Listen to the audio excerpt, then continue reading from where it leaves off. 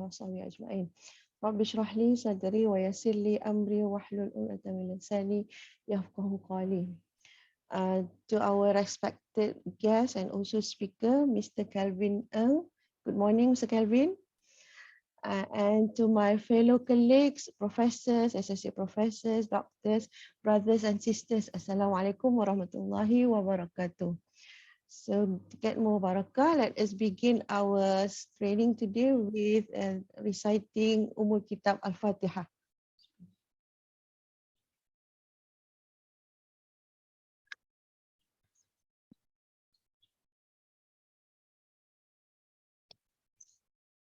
So welcome to the training again. We have Mr. Kelvin again.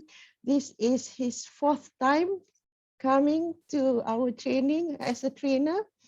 Let me share the screen. Okay. So Mr. Kelvin, yeah, this is the 4th time he's here. And for this year, this is going to be the final one. So inshallah, we'll invite him again next year for other training. So the content of this training, yeah, would be applying section to documents, master and sub documents, mail merge, and ask me anything. Not me, ask Mr. Kelvin anything. If you have any doubt or anything you want to ask him. So a little bit about Mr. Kelvin for those who are new. His current occupation is a corporate trainer.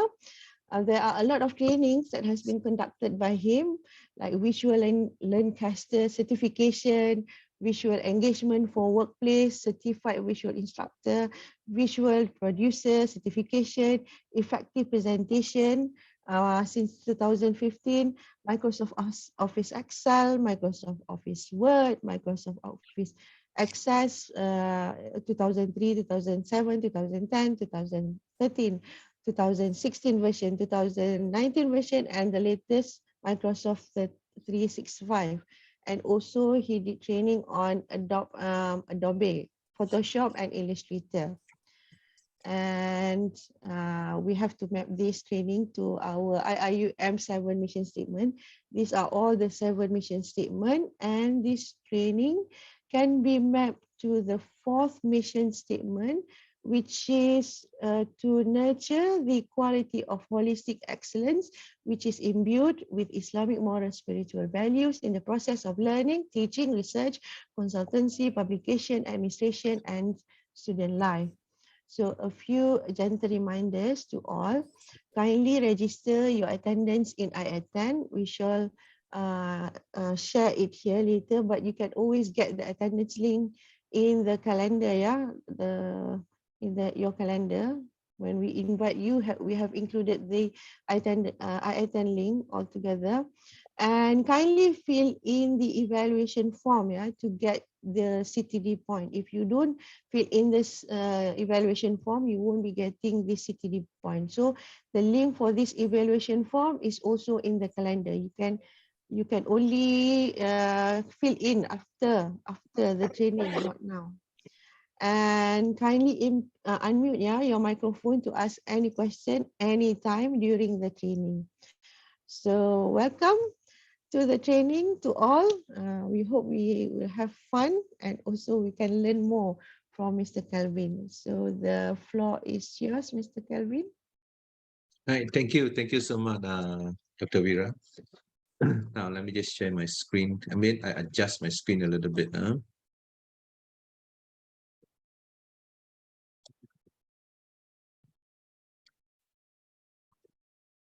Okay, to begin with the session, I just want to play a song.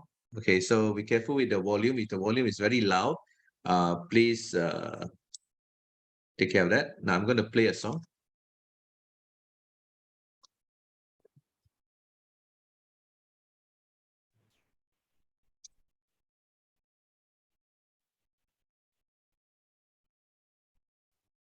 Is the sound playing? Not yet, because we cannot hear the sound.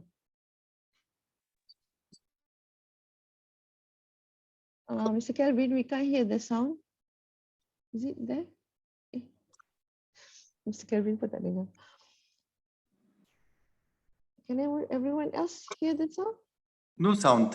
No sound. Mr. No Kelvin? sound. There, no sound.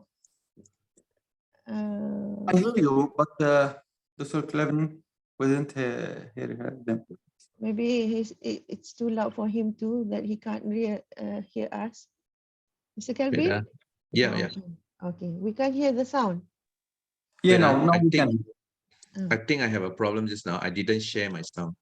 Oh, okay. So you want to hear the song again? Yes, it seems Right. you are enjoying the sound. Give me a second. I'll try to Okay. find the folder again.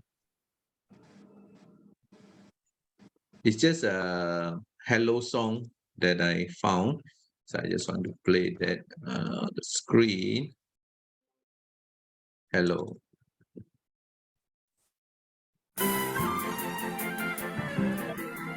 Hello, come in, sit down, relax. Take off your coats, put down your packs. Please have some coffee, have some snacks, and welcome to the meeting. Yes, welcome to, we welcome you. Yes, welcome to the meeting. We'll huddle, talk, convene, confer. We'll argue, blather, and concur. Until it all seems like a blur. But first we need a greeting. Yes, first we need, indeed we need. Yes, first we need a greeting. Hello, hello, and how are you? So what's your name? What do you do? Hello, hello, and how are you? So what's your name? What do you do? Hello, hello, and how are you? Hello, hello, hello. Let's start the meeting. Okay, so let's start the meeting. You guys can see my screen good? Yes. Okay, today we're gonna continue our session from the intermediate. So I want to show you how you can manage all your Word document in a professional way. So the last round, what we did was we did some very basic information such as the show height, the marker. Okay, there's a spelling error. Why is there a spelling error? I thought I corrected it. Give me a second. So it should be show height and marker. All right. So sorry about that. Oops, salah pula. Okay, so this is what you learned about Microsoft Word the previous session. So we talk about some fundamental formatting. We talk about the styles. I think you guys like the styles a lot. And also some basic information on how do you prepare the table of content, the index number, right? And also the text wrapping. So these are all the topics that we cover in the previous one. So what about today? What about today? Now today, we have three big topics here to discuss. Number one, we are talking about sections. In Microsoft Word, there is a feature in the Microsoft Word which is not popularized. A lot of people are not aware of the sections and what is it for. Even if they've seen it, they do not know actually what it does. So I'm going to explain to you about the sections. We're going to talk about the masters, right? The masters. And then we're also going to talk about the mail merge. So there are three main topics here that we're going to talk about. Then we're going to do the Q&A session plus the closing by 12 o'clock. All right, so that's our main agenda for today. All right, so let me just get going. Now, I believe I already gave you the files that is related to this training. Dr. Yura, you have given to them, right? Yes, we have emailed yesterday. Okay, so let me just go to that. So now the files that's given to you is the section. So I still have my previous file. If you want it, I can throw it into the chat later. We're going to talk about section. We're going to talk about subdocument. We're going to talk about the mailing. These three. So let's just go into the sections. Okay. Now I'm going to talk about the sections in. Okay, let me just zoom out a little bit. Okay. Now, this is again a simple Microsoft Office Word document where it is all written in just normal, just type, just put it in as heading 2. Now, all this you have learned about this in the previous session. Okay, so all these are heading 2. Now, the one which is big here is called heading 1. That's all. What I'm going to do is I want to make all of you after this particular session, I want to see if you can become a publisher. So the section that I'm going to talk about, I want you to imagine that you actually now have a building. The building is empty. There's not even a partition. So you enter a new building, there is no room, it's just wall, 4 sides. And then your job is to segmentize that particular area. That means you want to be the back, at the back, you want to close it up, you want to put a door there to enter, there's a pantry and there's a washroom. So you want to do that. So however you want to decorate your pantry and your washroom has nothing to do with the outside. Okay, so you can decorate it differently. You can use different kind of tables and chairs in the pantry. But when the moment you are not in the pantry, there will be a different set of settings. Now you can make it open concept. You can even partition the room. So all the managers will have their own room. Then the rest of them are working on an open concept. There are some cubicle for them to do online, session with their client. Instead of talking in front of everybody, they can enter the cubicle. So you can decorate and design your office in that way. So what I'm trying to tell you here is that this is a Word document. This is not an office. So how can I do that? Okay, so now I want to give you an idea of a book. I want to give you an idea of a book. You see, I'm holding a book now. Okay, let me spotlight myself. Where's my mouse?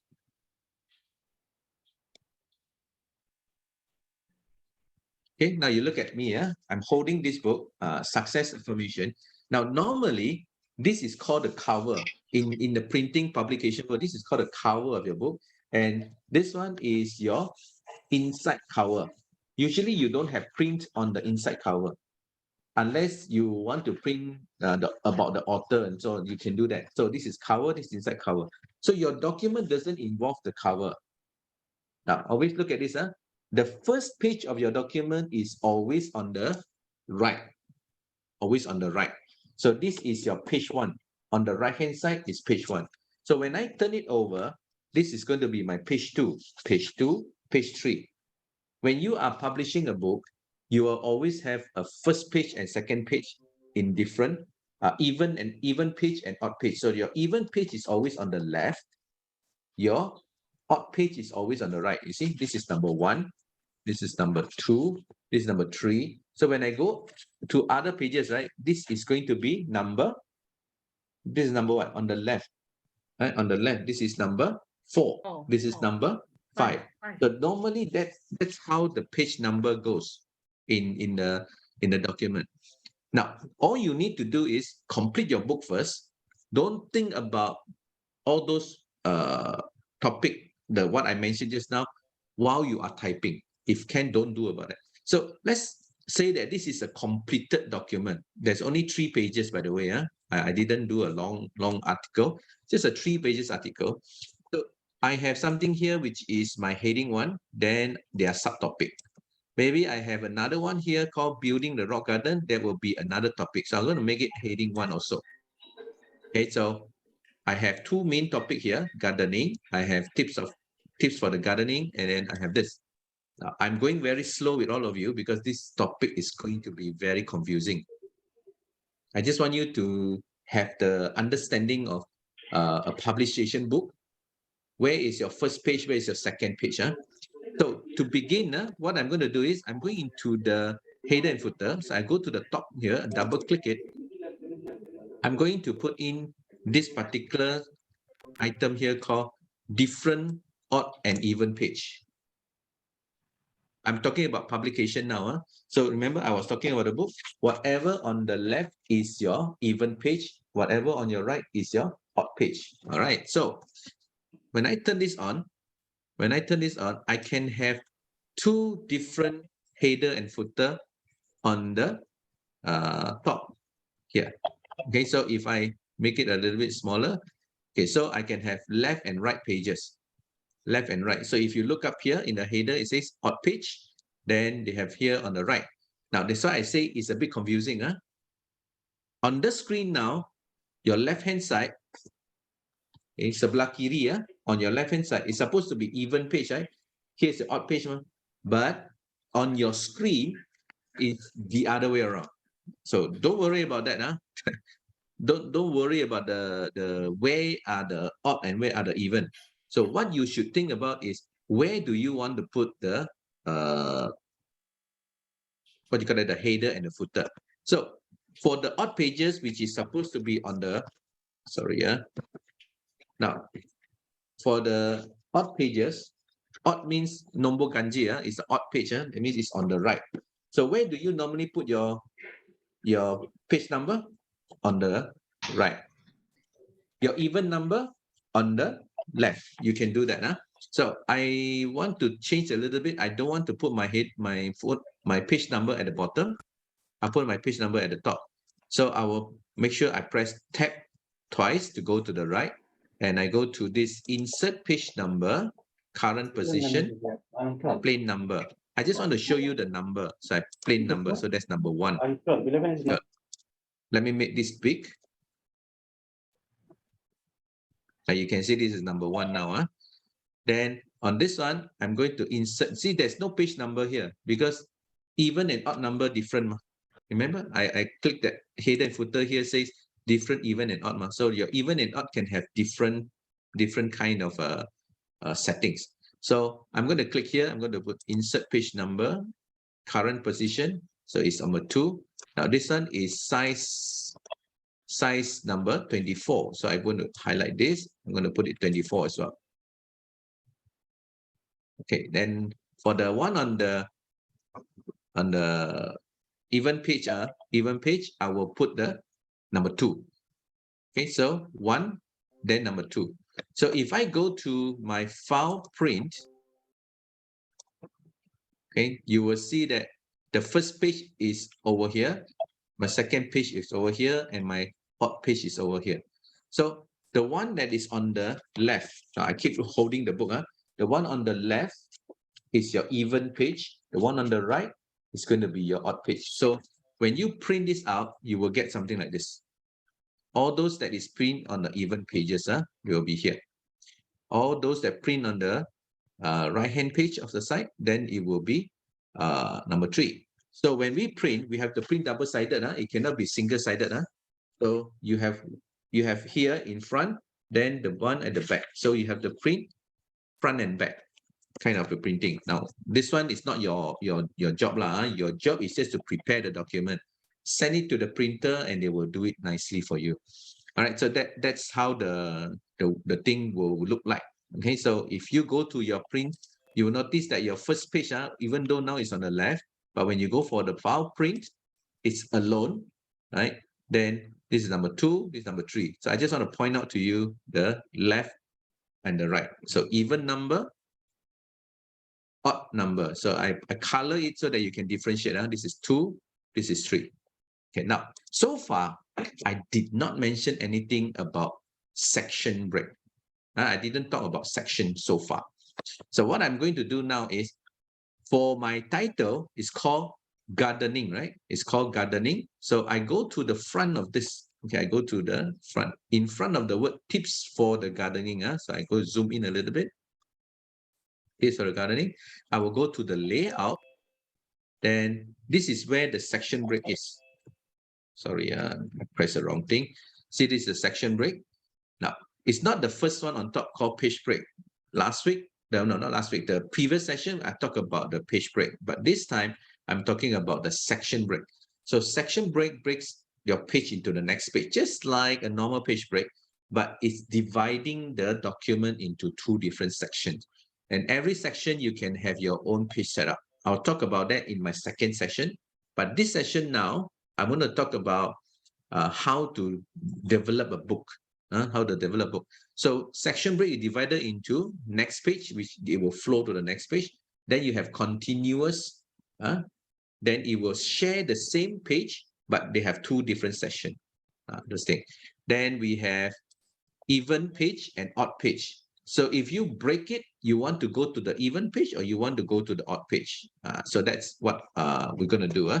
So over here, we know that this is going to be my title. Title is obviously is my first page. And I want this to be in my second page. So my second page will be even. So I have in the in the page. So let's try it out first. Let's try it out first. So let me just make it a bit smaller. So I put my cursor right in front of the tips and I say even page. Okay, so you push it to the even page. So if I click this and I say I want to break it into the odd page, so you go to the odd page. So 1, 2, 3. So if I take a look at file print, so page 1, which is only the title, page 2, which is only one, tips for the beginners. Then page 3, I have here are the tips. So you notice I break them into the respective pages. Okay, so now question: if I want to break this building a garden, because this one is a new chapter or a new topic, do I put this in page 4? So if I ever have a book, right? If I have a book, you will notice any main title is always on the right one. They will not start the main chapter, the new chapter on the left. Just like any of your training materials as well, your books, your textbooks and so on. You notice that whenever you have a new topic, you will put it onto the right-hand page, which is your hot page. So now, after page number 3 is page number 4. So if I go back here, down, building the rock garden, I don't want this to go to page number 4. I want them to go to page number 5. So what I'll do is insert, I will go to the insert odd page. Now, in this screen now, it doesn't look like anything happening. You notice 3, now 4 is missing, then it's 5. So when you are working with this document, you'll find, why so confusing? Where is number 4? Now, you can always go to the print preview to take a look. So I go to the print preview. So this is my first page. Number 2, number 3. Now, then you will see number 4 is empty. So I'm starting a brand new topic over here in page 5. Sorry, Okay, so Mr. Kelvin. yes. Can you repeat how you go to the odd page again? I'll go to where? Sorry. Okay, can you go back? How did you break the page to the odd page?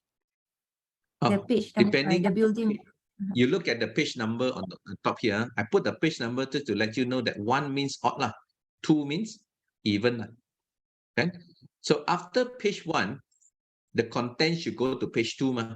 So you click in front of the topic that you want to push. You want to push it to page 2. So you want to break it, right?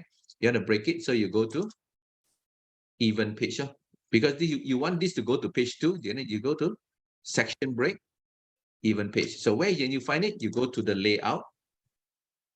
Under the layout, you see here break. So when you click the break, there is something called section. Now you look at this. I'm in page 1. I want this title called tips for beginners. I want to go to the second page. So second page means is the even page lah. So what I do is I just go to break.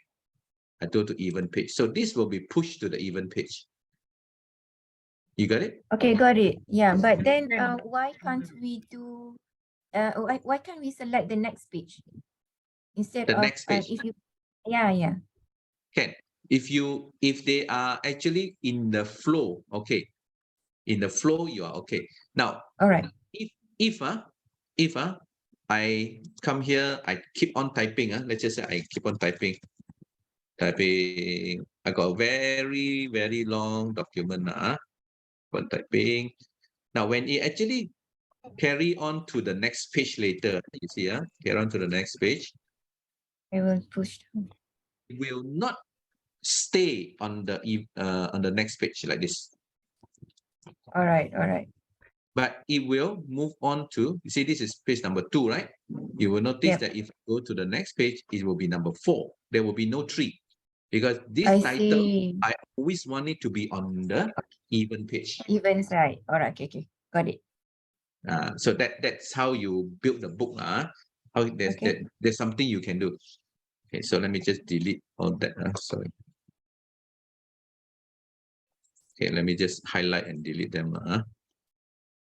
So my intention here is I always want this title called tips for beginners to be on my even page. No matter what, if you keep on adding the content, this title must always be on my right-hand page, which is on my second page, even page. Okay. So if I come here, after this Kelvin, page, yes. If let's say if we change our mind, from the odd to even page, for example, we want to undo. So what should we do? Okay. So what you do is you must make sure that this tauge, this bean sprout must be on. Okay. If you don't turn it on, you can't see. You turn it on, then you can see. So whatever you don't want, highlight and delete. Oh, all right. Okay. The problem is people don't like this show height. So they turn off. They turn off, then they are lost. Where is this thing? Okay. So All right. Thank we you. human, we like beautiful things, But beautiful things don't help us a lot. So we go to the ugly thing first. Okay, As long thank as you you, can Mr. see this, Kelvin. then you know what to do. If you Understand. didn't see this, there's nothing you can do because it's hidden. So if you don't want this break, you just delete them. Okay, thank you. Okay. Okay. Now I'm showing you something a little bit complicated compared to the previous session. Isn't it? It's already starting to complicate you already, right? So for those of you who have the aspiration, for those of you who do PhD, do your doctorate, do your master, you have to write books, right? You have to write, let's say you want to publish a book. So when you publish a book, you must know your left and right pages. Your left and right pages. So any topic that you must put on the even page is always on your left. Odd page is always on your right. So if there's any topic that must, don't care what is it, they must appear on the left. And then make sure you do a even page break. Even means is even number pages. So I started off by saying even and odd pages in the book, even and odd pages, even is always on the left. Odd number is always on the right because your first page is always on the right. Okay, this is odd page, this is even page, this is odd page again. So when you are looking at the book, now all this while you didn't really pay attention to the book, but now if you have a book in front of you, you see your first page is always on the right hand side. Then when you turn over, the second page is always on the left, right, then 3 again. So even and odd. You know, you can understand, right? Now, when you are working with your file, all this number, they appear differently. Don't care don't care about it. What I'm trying to say is, if you really want to know how is the outcome, you must go to the print. So you will see that page 2 is always on the left, odd pages is always on the right. Okay, so that's how it works. Right? That's how it works. So far, I have something going on already, so I'm going to undo this. Okay, I'm going to put it back. So this is my first page. This is my second page. First page. I already insert an even page to push this topic called tips for beginners. Tip for beginners is on the even page. Now, for this topic here are some tips for gardening beginners. I want to put this in the odd page, which is page 3. Page 3. So I will push this to the odd page. So it will go to page number 3. Then this is number 4. Okay. Now, if I want this title called Building a Rock Garden, it's a new chapter. Every chapter will start on the odd page. Every chapter will start on the odd page. Now, this is already the odd page, which is 3. Now, I want to put this Building a Rock Garden into another odd page numbering, which is number 5 because after 3 is 4 but I want the Building Rock Garden to be number 5. I don't want it to stay in the even page. So what I'll do is I'll go to the break, I'll tell them odd page. So when I do that, you will see your page 4 is missing. After 3 is 5. The 4 is missing. Then you will be very, very worried. What happened? Where is my number 4? Now, if you continue to type from here, if you continue to type until then it flow to the next page, then number 4 will appear. Right now, after number 3, there's no more content. So no more content, it will not go to 4. This building a rock garden will start in page number 5. Let's take a look. File, print. So page 1, page 2, page 3. After 3, 4 is missing. See, 4 is empty, but this is number 5. Okay, so building a rock garden will always be your new title, page number 5. Okay, so if I want to push this content here, because title, the content here, so maybe I'll just make this one become my heading 2. I'll become my heading 2 here. So this is my heading 2. So have you heard of it? Have you heard of it? I want to put it as my next page, right? After 5 will be what? 6. So I click here, I go to layout, break, and I go to even, because I know after 5 is 6. So I go to even page. Then it will push to number 6, right? Then I go down here, this one, after 6 is odd page, right? So I'll put this into odd page. So you go there. So I'm following the sequence again. So if this one is another new page, then I go promote this to heading 1. Heading 1. So for this one, I want them to start with number 9. 9. So I insert a layout here. I tell them go to odd page because it's a brand new title. A new title. So then I put here, maybe this is the title. It would be wonderful. So let me just simply do this. This one is heading 2. So for this title, I will push it to what? After 9 will be what?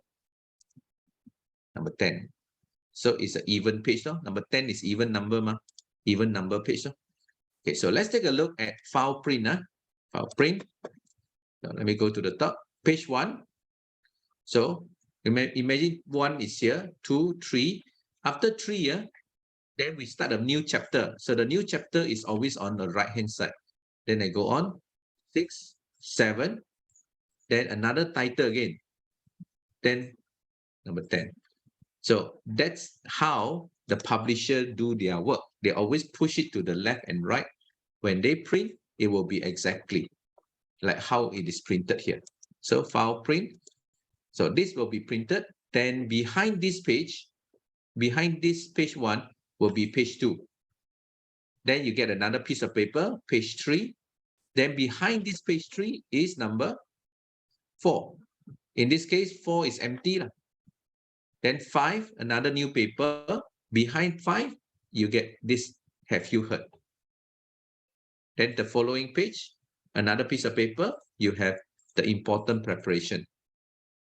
After that, number 8 is missing. So behind this page 7 is empty. Then it will start with number 9. Then behind number 9, you will get this page 10. Okay, let me know. Do you guys understand what I have been talking for the past half an hour? Yes, yes. Yes. Yes, sir. Right, so I try to go as slowly and easy to understand for you. So the first thing we must do is we put in the page number. If you don't put in the page number, you are very confused. So you must go to your header and footer. Always look at the book. Now, always take a book with you. You see the page number at the bottom. Usually your page number is always at the bottom, right? So the one that is even page is on the left. The page number, if you look at the book, the page number, the odd pages will be on the right. The even pages is always on the left. So you do the same. Odd pages on the right, even pages on the left. Now I'm talking about those number which is even or odd. So 1 you put on the right, 2 you put on the left. Right? You can't see the effect from your this screen now. You have to go to your what is called it? Print. Then you can see this on the right, So go down, next page, left, and then right. I repeated many times already. Now, anyway, this session is being recorded.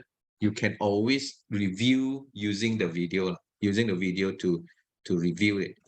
Okay. Now, remember, I mentioned something about every section. Then every section, there will be a different kind of page setup that you can have. Okay. Now, let's take, for example, those on the left-hand page. Those on the left-hand page. So if I were to go to the layout, I can choose to have a different margin. Okay, on the left-hand page, I want to have a different margin. So the margin that I'm planning to have is, let's just say I use moderate. Okay, so, or maybe I use margin white. White. So this is how it looks like. It starts here, white. But on the left, tak tukar pun, it didn't change. You notice it didn't change. So if I click here and I tell them, oh, for this particular page, I want to make sure that this margin here is narrow, fill up as much as possible. But on the left-hand side, they have a big gap on the left. So let's go to the print and take a look. So this one is moved already, right? This is section 1. So every section can be different. So when I go to the next page, you notice that this is fill up, but the rest didn't follow. The rest didn't follow, right? So you can, every section, you can have your own setting, right? But usually you don't you won't do that You won't do that. You will make sure that it is actually something that consistent. You don't want this one different, that one different. But yes, you can if you want to. So if I go to the page setup, now this is how it looks like in your setting here. In your setting, the margin. So this is what you see now, margin. So you say apply to this session, or you want to apply to all the even or odd pages page, right? From this point on, the whole document, you can apply to the whole document. So if this is the setting that you want, okay, you want to have the left-hand side to be a bit bigger. Sini, this is bigger than the normal again. So if you say no, apply to the whole document. So when I click OK, okay, all the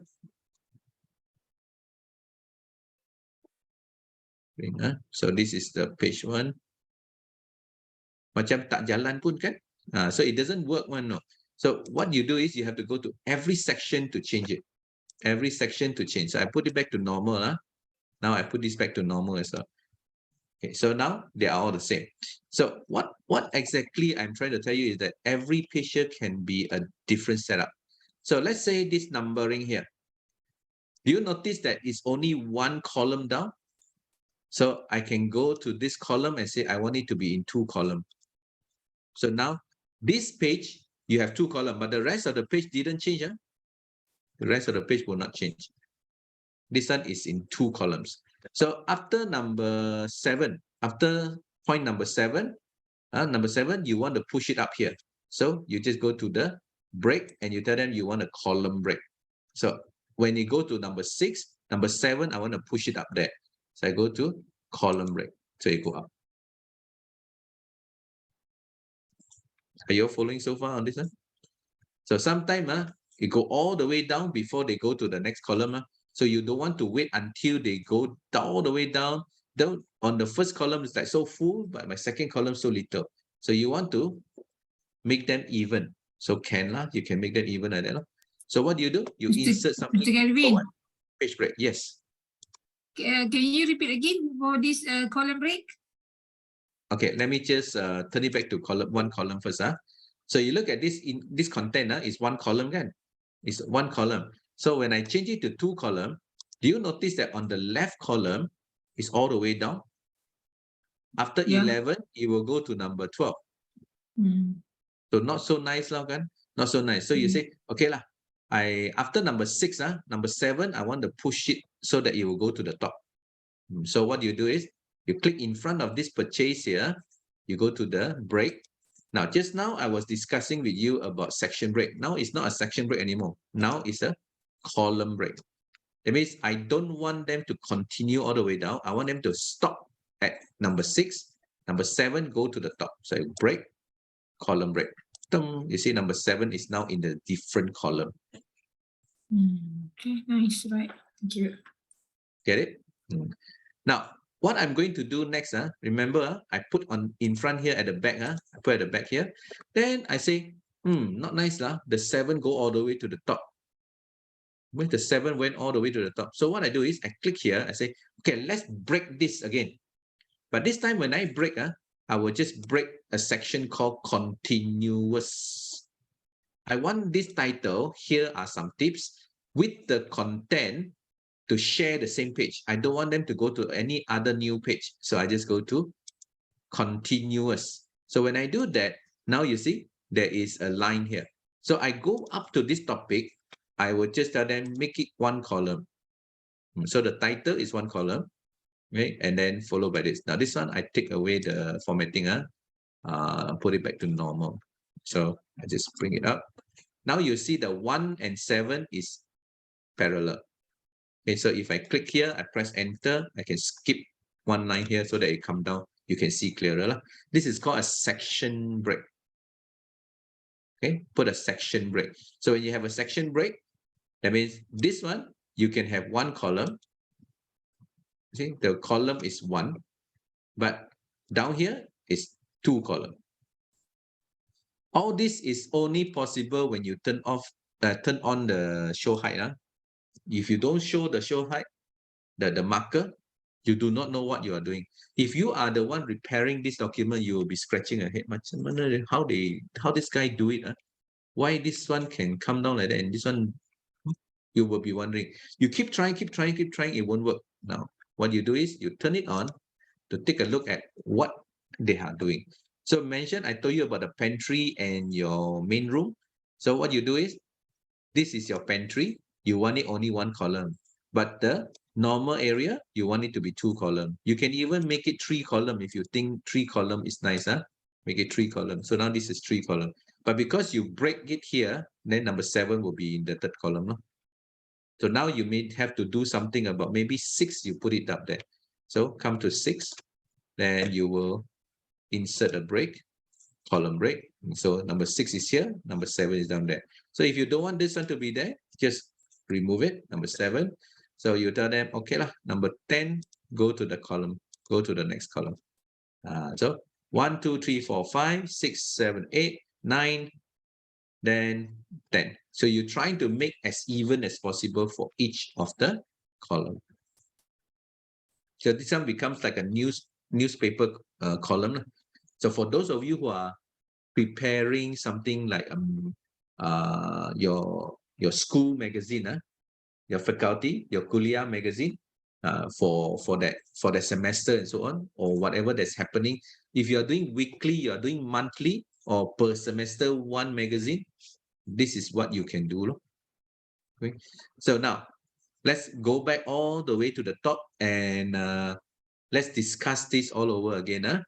What is the first thing I do? I put in the page numbering. Then I break my document into left and right. Now, all this is only useful after you complete your content. Don't do it halfway. You will be very confused. Finish your work first. Don't worry about all this. This one come last. This one will come last. The moment you are ready with your content, then that's where you decide, okay, this content, this is a new topic. I want it to be, make sure that it's always on the right-hand page. Right-hand page is the odd number page. Break it and put it into the odd page. So let's take a look at if I print. So page 1. Sorry, page 2, page 3. Page 3 now have 3 columns. It doesn't affect any other page, is it? This is a new title. Then this one is page 6, page 7. Then empty again, page 9, then page 10. So That is when you are doing the even and odd pages. So like I said, always put the numbering so that you can know you are in the even page or the odd page when you are doing this. So first stop, go to the header and footer, put in the page numbering. Make it as clear as possible. This may not be your design now, it's okay, but all you need to know is whether this number is an odd number page or is it an even number page. Okay, so once you have that, now you can go into your content and start working with the other break. No more even and odd already. You have settled this part already. Whatever new title, you put it to the odd page, odd page, odd page. Don't care about the rest. Okay, you can just leave it there. But if you feel like whatever topic that must be on the even page, then you push it to the even page. Okay, so if it's a must, then you use this kind of even page or odd page. But if it's not, then you can just do a section break or a continuous break. Okay, so as I mentioned, it can have a separate page setup for each of the section. So if you are the one doing this, you know where are your sections. But if you are repairing other people's work, good luck to you. You will spend some time trying to study what they do. If the creator is next to you, ask the creator, then easier for you to edit. Now, this is the situation where you receive somebody's file, right? Then you realize, okay, delete lah. Right, delete lah. So you just delete. Apa sudah jadi? Then you quickly undo. Don't want to touch. Isn't it? That is always the problem. Now, if you do not know how things are done, that's where the problem starts. So how do you know what is being done? Turn on the show hide. Then, there's a section break here and it's a continue. Then you know. Now, with this extra knowledge that now you have, if you see all these things, please be careful not to simply type lah. Not to simply type it. Right. So this one, I will just put it as normal. Okay, so any question?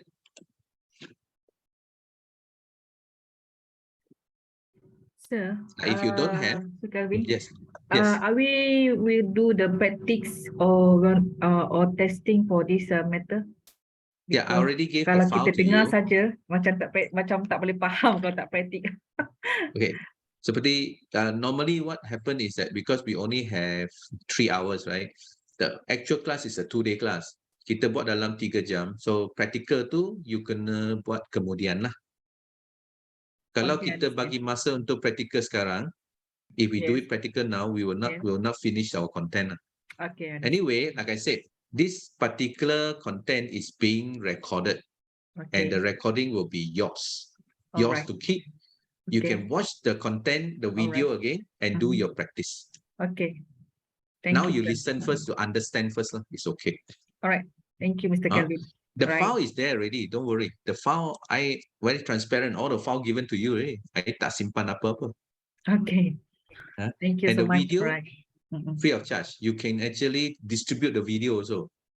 Now, if you think your student can benefit from this, you can give them as well. Or whoever lah, your brother, sister, your family member, anybody lah, your friend, any of your friends around you who need this kind of new knowledge, you can give it to them. No issue. Okay, don't hold back. Thank you. Right. Because I always believe in something called sharing is caring, and also all the knowledge that we have doesn't belong to us. So why keep it? Bagi je lah, share lah. Betul tu, betul. Agree. Thank you, sir. If you just keep it to yourself, then at the end of the day, only you know. So what for, right? Yes. Ada siapa tadi nak? Hi, Mr. Kelvin. Okay. Regarding the section break and all these breaks themselves, right? So the height of the break is depending on what kind of font or whatever, what is it called, the normal head, the normal emphasis heading, the height of the break itself. How do we control that? Sorry, your question again? I'm trying to understand. For example, the section break, right? So on the page where you have all the columns, the section break height will be different depending on the how can we control the height itself? Means that the subtitle and the whatever below it, the content below it. So how do we control the height of the break itself? If you are using a section break, then the control is just by enter only. By enter only lah. Okay. So by it means that the break itself cannot be controlled the height lah. No, it doesn't control. It didn't tell you how tall is the break. No. Yes. It's just like you draw a line only. Itu saja. You only draw a line. So how far you want the break to go down is really up to you. So from here you can continue to type lah. See, you go push everything down. But, Okay. so it's all about your content lah. Okay, thank you. So when I delete it, it becomes like that. Not nice lah, huh?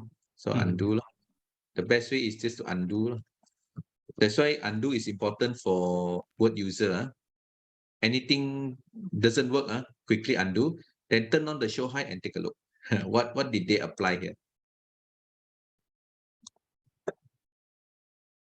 Are we clear? Now, this gardening is the main topic, right? It's the main topic of this section and this particular section. So what I want to do now is I put up here, I go up to the module here. Now the word is called gardening. Okay, let's just say I come down here and say gardening workshop. So I come down, I go back to my header and footer. I want to put this word gardening workshop up here. So I can use something called quick parts. Now I think we learned this in our previous session, quick parts. But when we learned that, we only use auto text. But this time I'm going to use the field, F-I-E-L-D, the field. So what is all this? This one is using heading 1, right? The heading. So I go up here, I go to the quick parts, I go to the field. So I go to something called style reference. S-T-Y-E, style reference over here. Style reference, right? So I want to show the heading 1. Whatever that is a heading 1. So I hit OK. So I get a gardening workshop. So let's see what happened to my other pages. Gardening workshop, right? So this one, page 2, you don't see anything. But go to the page 3, you see gardening workshop. Okay. So for your page 2, which is the even page, if I come here, after the number, I put here by Kelvin. By Kelvin. So I can, of course, format this one to be not red color, black color, okay, and smaller. So this one, every even page, every even page will have this by Kelvin. Okay, so if I have 4 or 5 pages, you will see by Kelvin up here. So let me just do that. I press enter. I put here, I just type something. I press Control Enter to go to the next page. You notice that I have workshop gardening. I press Control Enter again. Then when I go to the other page, which is even, I'll see by Kelvin again. So let's take a look. I go to my print. I go to the top, gardening workshop. Top, gardening workshop, and then by Kelvin. Okay, so what happened to page 4? Page 4 is by Kelvin. So every other even page, even number pages, it will be by Kelvin. Every odd pages will have this gardening workshop. Okay, but when they go to the new title, they will follow building a rock garden. Okay, see, building a rock garden. Now, if I don't have a new title, this one is called heading 1. This one I type myself. So all the right-hand side here is always by Kelvin. But this one, I ask them to follow whatever heading they have in that section. Okay, so next page also. Build. This one is a new title already. Gardening the importance. Then I go down, don't have by Kelvin again. Okay, so for those of you who print the books, kalau you tengok atas the book, whenever it goes into a new title, they will follow a different topic, right? If it's a new chapter, they will say chapter 5, then the topic. So if you go to chapter 6 already, then the title up there, the header will say chapter 6, then the title. You can do that. You can do all that. Can you follow what I'm trying to say? So every section, you can have your own different header and footer. So let me do this all over again. I buat sekali lagi. So by Kelvin, I don't need to do again. But the one that is in the odd page, I'm going to do again. So I start from page 1 here, easier for you to see. Double click. So I throw away this one. Ini saya buang. Okay. So if you want them to always follow your main title heading 1, click in your header and footer, go to quick parts. What is that? Okay, we go to quick parts, we go to field. Field. So we say field. Now, from this field, there are many different things that you can add in. You can put in all the auto number, advanced address book, comment, but this is not suitable for your header and footer. So what you want to do is, if you already have some of these things, you can add it in. So the one that we have is called the heading 1 and the heading 2. Now, for those of you who attended the intermediate, you will know what is the header and footer, not the heading 1, heading 2, heading 3.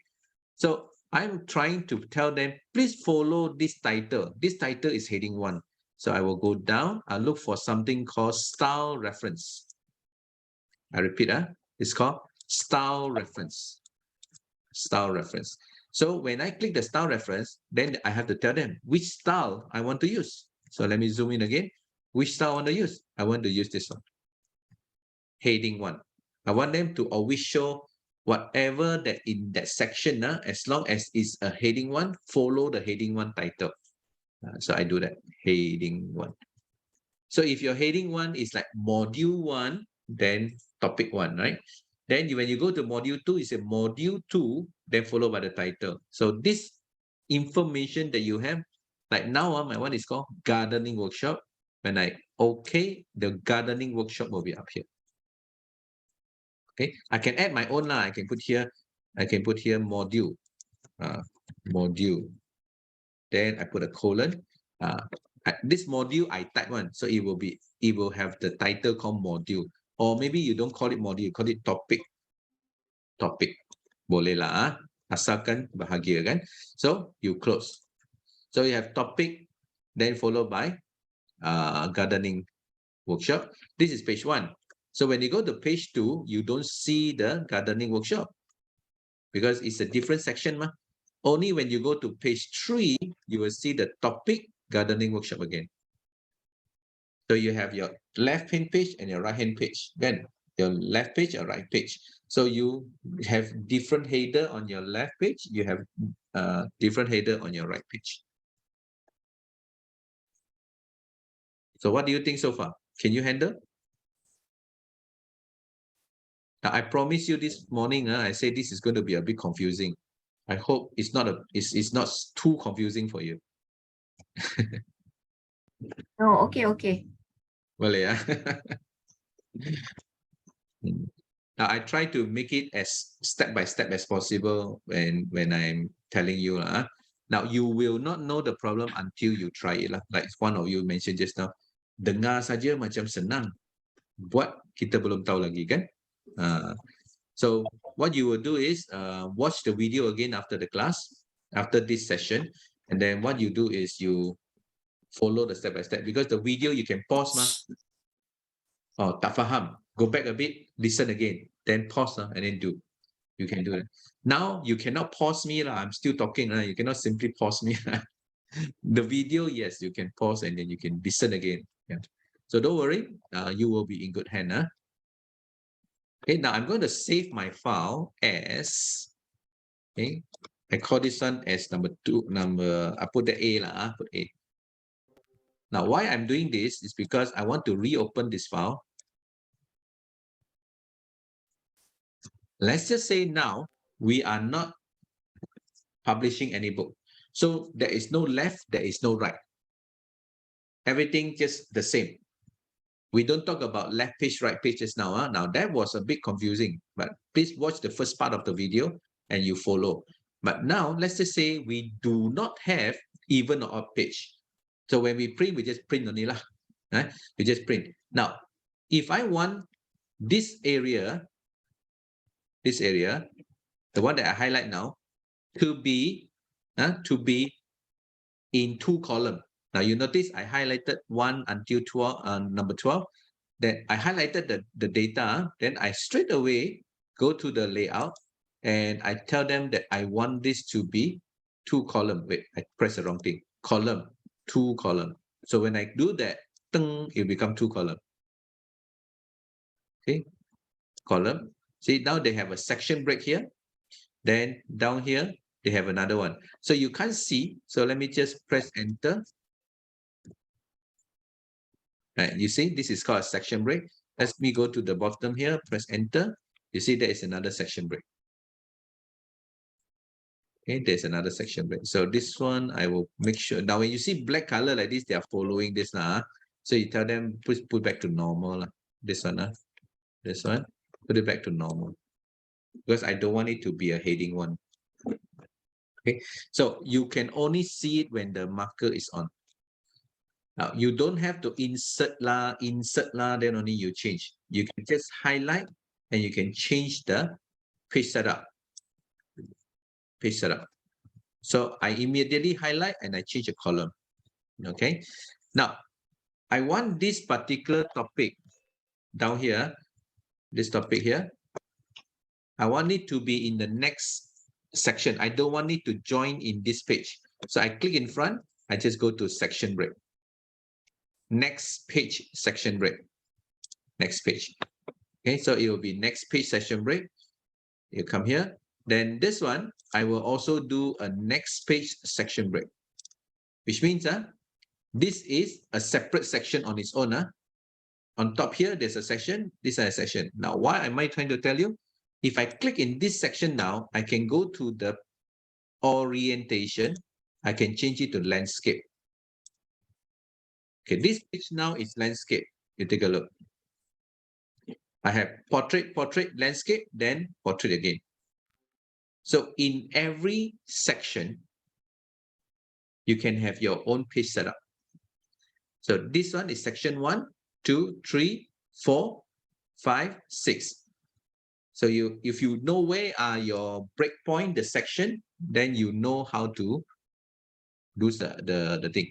So for this one, you may have a diagram, you may have a table, very huge one, and you want to put it into your printing. So what you do is this page, you say, okay, when I print this table, assuming this is a table, when I print this table, I want to print in A3. You go to the size, you change to A3. So the paper size is double. So when you print all the way. Now, for those of you who have like very big table, very long one, this is something useful for you, isn't it? Now, that means you don't have to turn your page to read. You can print it out. So once you print it out, assuming you staple, right? Assuming you staple only, this is not book, you staple only. So you can fold that page in. Fold that page in. So when they come to that page, they can open it up and read. So if this is a diagram, this is a picture or whatever, put it there. You want to print it in an A3 paper. Okay, so if I go to File, Print, okay, I will make sure that they will automatically choose the cassette. During your printer setup, auto cassette. That means they will go to the cassette A for all the A4 paper, go to cassette B for all the A3 paper. So whenever they see the page setup is a A3, they go to the cassette 2 and print that page for you. They will do the automatic. Now, most of the printer nowadays is actually our photocopier machine. Our photocopier machine can have A4 and A3 paper. So if you have that kind of printer, you got no trouble. But if you have a normal A4 printer, then this will be troublesome for you. You can't print. Because how can you print an A3 on an A4 paper, right? You can't.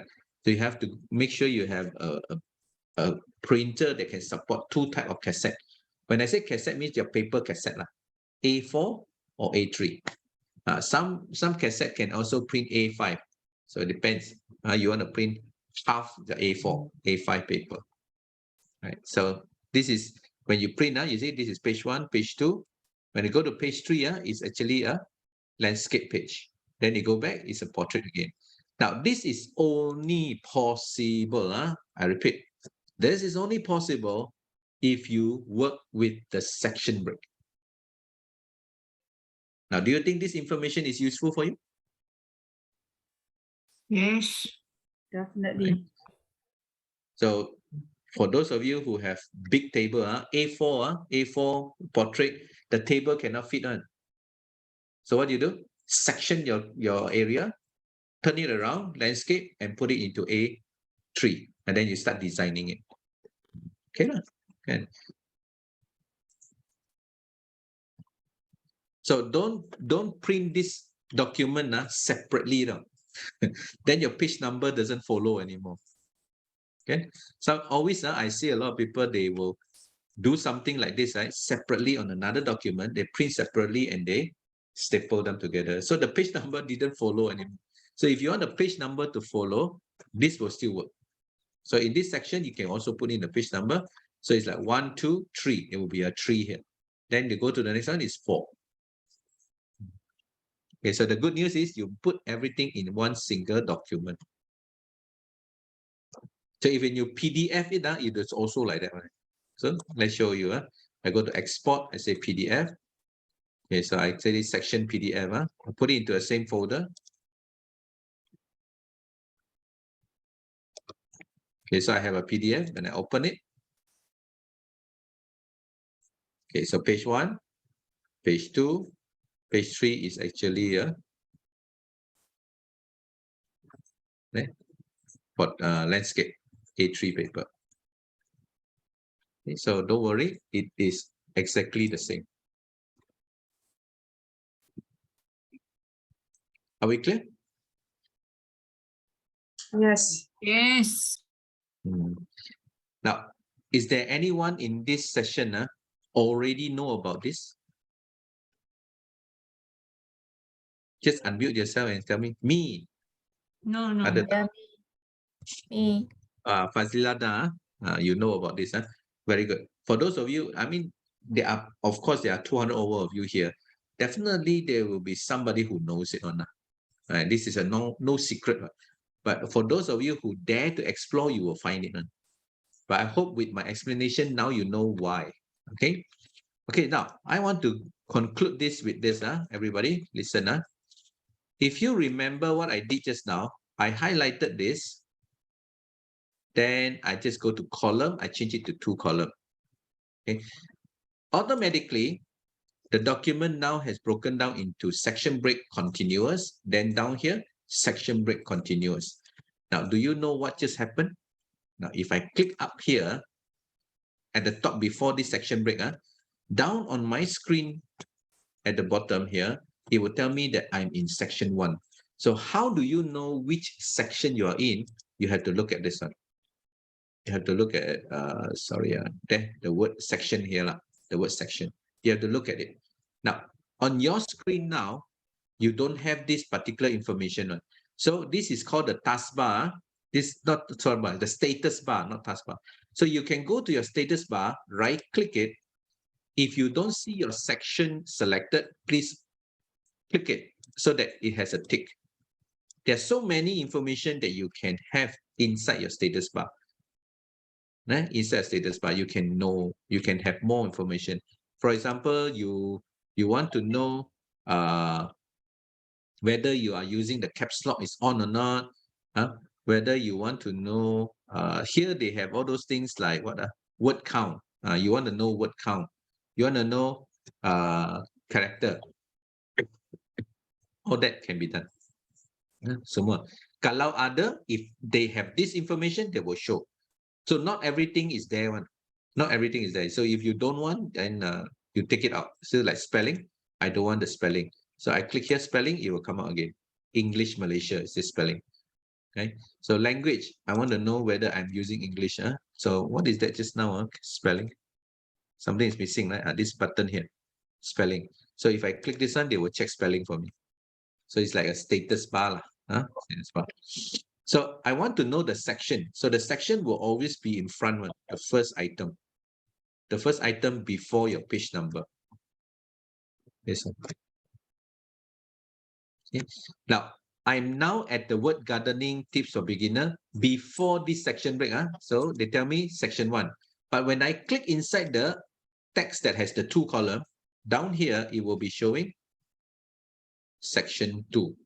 So if I go down after this section break, I click the building a rock garden, anywhere here, then they tell me it's 3. You take a look, it says there 3. How about that? 3 already.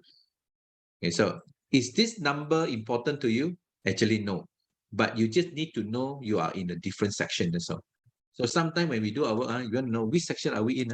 Just take a look. Oh, this one is 3, this is 4. So at least you know you are in which section. Okay, so but they don't show you the section. So that's the thing. You don't see the section. So there's a section break again.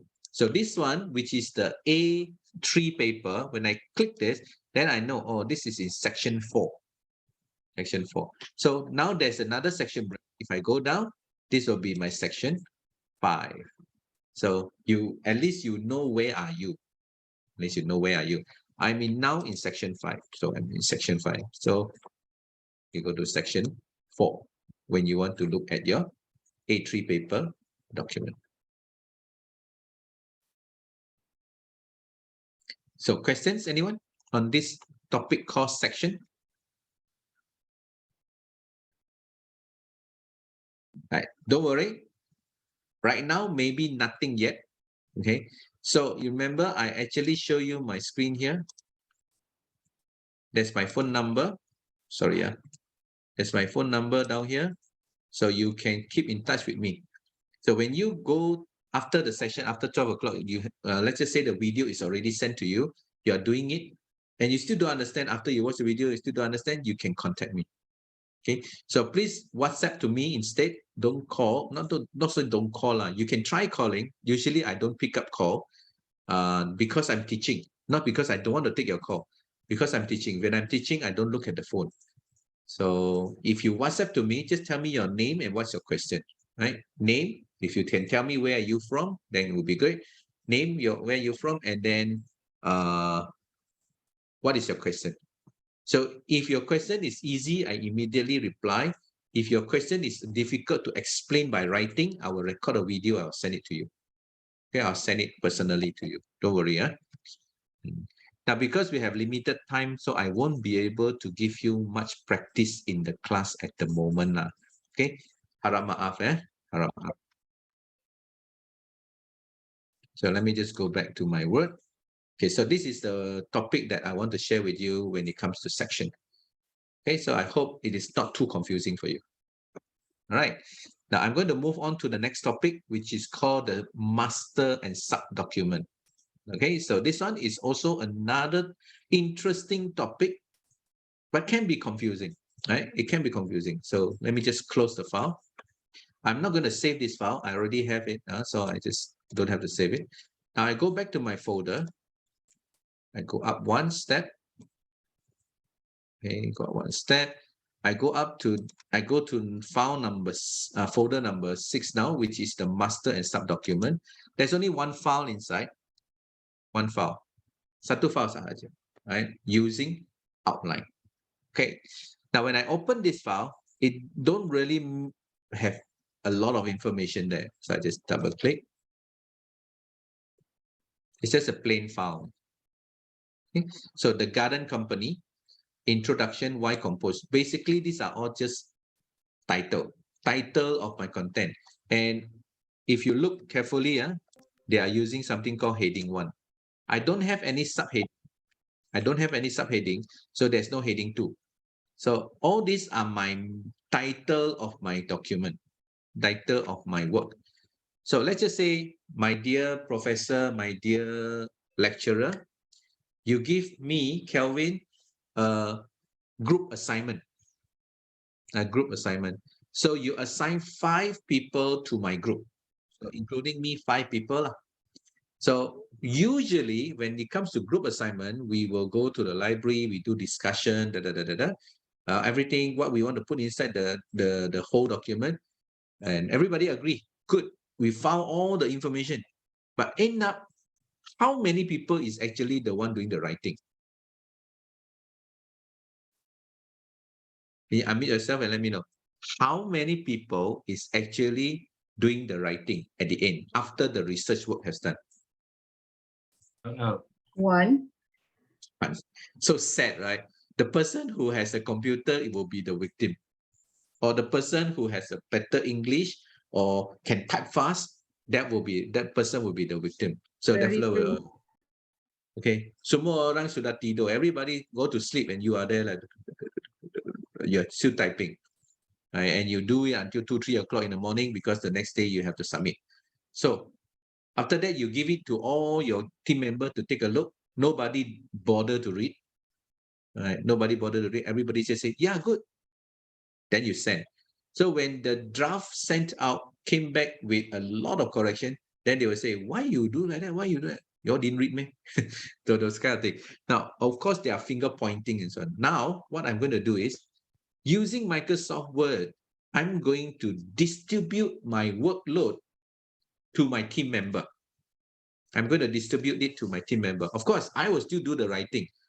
Okay, I'll still do the writing. So if let's just say I have somebody like Hyro, you are very, very good in writing introduction. So I'll let you do the introduction. Okay, so Muhammad Shafiq is very good in how do I make a compost file. So he has done a lot of research on how do you make a compost file. So what I'm going to do is, okay, Muhammad Shafiq, you are going to do this topic. So I will ask all my team member to do one topic each, right? Then we exchange note, do it, then we compile it into one document. So Microsoft Word has this feature called the outline view. So if we go to the view, then you go to the front, right? We call it outline. So what do you need to do first? You type out all the topics that you are going to put in. Okay, everybody has done the research. So in the library, we open up my Word document. Then I type out all the topic that everybody agreed on. So I already distribute to them. So all of you, please, when you receive my file, you start working on it. So that's my instruction to them. Now, when I go to the outline view, it's going to look like this. Okay, it has an icon in front. It has an icon in front. And if I click on my first title, you have to promote it to level 1. Level 1 is coincide with heading 1. Level 2 is coincide with heading 2. Now, all the topics that I have here, all these are level 1. Level 1 means they are all heading 1. Now, it doesn't matter what heading they are using at the moment, but you must remember all the title should be level 1. Okay. Now, I was saying just now, Hyro, you are doing introduction. You're very good in this, right? So I'm going to turn my document now into a master document, and I'm going to convert some of this topic become my sub document. Okay, but before I do that, let's take a look. I have this file only. Inside my folder now, I only have using outline. There's only one. I want all you to witness this. You become my saksi. One file only. Right now, I come back here. So, Hyro, you are going to do the introduction for me. So I go to this button up here called Show Document. So under this master document, I click the Show Document. This become available. So what I need to do is I just click Create. So when I create, I'm actually creating the sub-document. You take a look. I click the sub-document. So this one become one sub-document. You notice there's a section break continuous, section break continuous. So there you go. They break this into another section already. Just now I say that Muhammad Shafiq, you are very good in this, right? Making a compost file. So I highlight this topic. Again, I create. Then these two. So I got another 3%, right? Myself, I'm going to do the why compose, and then what is a compose file. So I got another 3 more topic for the other 2 member, not 2 member. So I'm going to ask someone. I want to ask, let's just say Nurul Ain, you're going to do the hot or cold. Now you have done a lot of research on this one. So I'm going to make this one. I'm going to create. Then the last one, composting do and don'ts. Right? Somebody's going to write this. I will just then create. So I have Intan. Intan is going to do this. Right? So now how many sub-documents do I have? 1, 2, 3, 4, 5. Okay, why so many? 1, 2, 3, 4. 4 only. 4 sub-documents. And the rest I will do it. Okay, so of course, after I have done this, what do? I save lah, kan? I save. So I'm going to save as, I'm going to call this one as master doc. I call this as master doc. And I save. So when I click save, let's go back to the folder. I have my master doc. This belongs to me. So forget about the using outline already. Master doc is what I'm going to use. So I'm going to send this introduction to Hyro. I'm going to send this, how do you make a compose file, to Muhammad Shafiq. I'm going to give Intan the composting, hot or cold. I'm going to give it to Nurul Ain. Right. So all this, I give to my members lah. So all I need to do is just email it to them. Email to them. With the instruction says, don't change the topic of, not topic lah, the file name. Don't change the file name. What you do is open the file, work on your content, just click save. Don't change the file name. Okay, because this file name is linked to this document now. Okay, so after I email it out, let's just say, Muhammad Shafiq, you received my document, or not Shafiq, Hyro first. Hyro, introduction. So when Hyro received my file, he opens up. Inilah dia. So this is the one. So I'm going to press enter. Then I start typing lah. So I put here random, okay, equals to rand, and bracket 9, 14. Like that. So when I press enter, macam tak jadi je. Okay, let me do that again.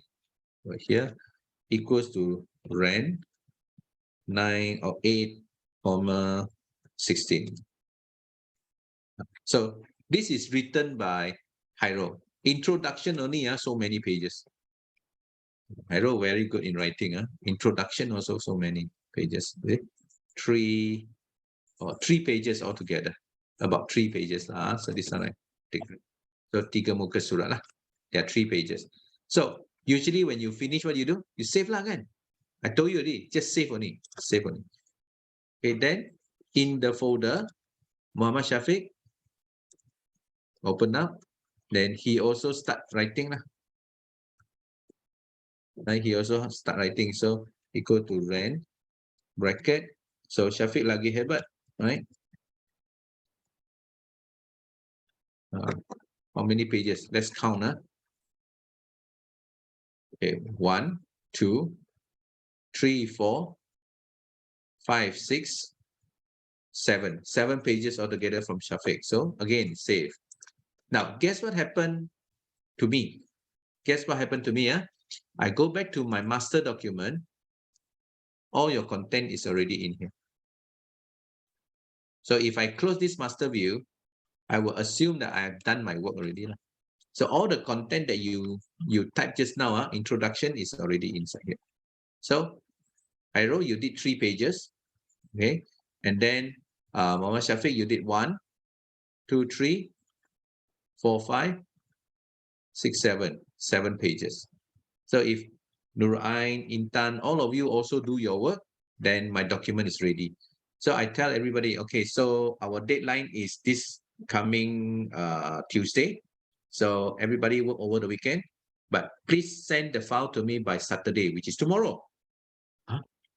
Tomorrow. So tonight, everybody had to do lah, because first draft, first draft. So when I receive that document from them, then I will start to do the proofreading lah and so on, and I will go into the formatting. You notice I tell everybody, please just put in the content. That's it. I don't need you to be so hardworking about the formattings and so on. Just leave it. Okay, so now once I'm done, everybody, so this one I close lah again. Usually they send back the email to me. Then I just open up my master, I will already see this.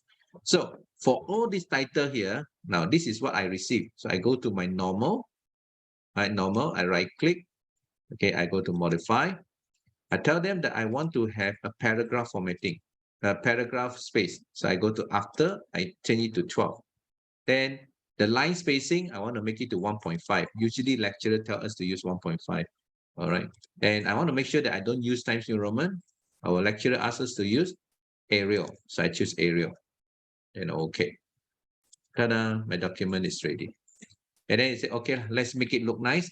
Let's make it all, okay, then modify. Let's make sure everything is justified. Justified. Okay. There you go. So is this 11 point size? Right click, modify. Is it 11 point size? No, it's 12 point size. Nanti potong markah, so 11 point size. This is how it looks like. So some lecturer, they prefer you to give 2 spacing, right? 2 spacing instead of 1.5. So give them lah, right? So go back to the format paragraph. Now we talked about this previously already, so I put double spacing. Okay. Okay again. There you go, double spacing. So this is what the lecturer going to receive later. Just now it was 3 pages because there is no spacing. Now it's going to be more and so on. So our document looks very thick lah. Our final assignment look very thick. So this group project now, you can complete within 2 days. Why? Because everybody chip in. Everybody supply the write-up. Okay, so what you can do at the beginning of the page there, you say this topic written by who? This topic written by who? So when you compile together, the lecturer will know which topic is written by who. So let's just say you co-edit. So you put 2 names inside that. You co-edit. So you can do all that. So you notice we have master document, the person who controls everything, and the sub-document are your members who chip in their writing. Mr. Kelvin, Yes. may I ask, it seems that when we want to start writing just now, we have to write before the subsection tak boleh after the section break Okay, yeah, before. Let's say I go to this hot or cold. Okay, don't type anything after. So you must type before. So click over here, press enter dulu lah. Okay, so before. Don't type after. There's no after actually.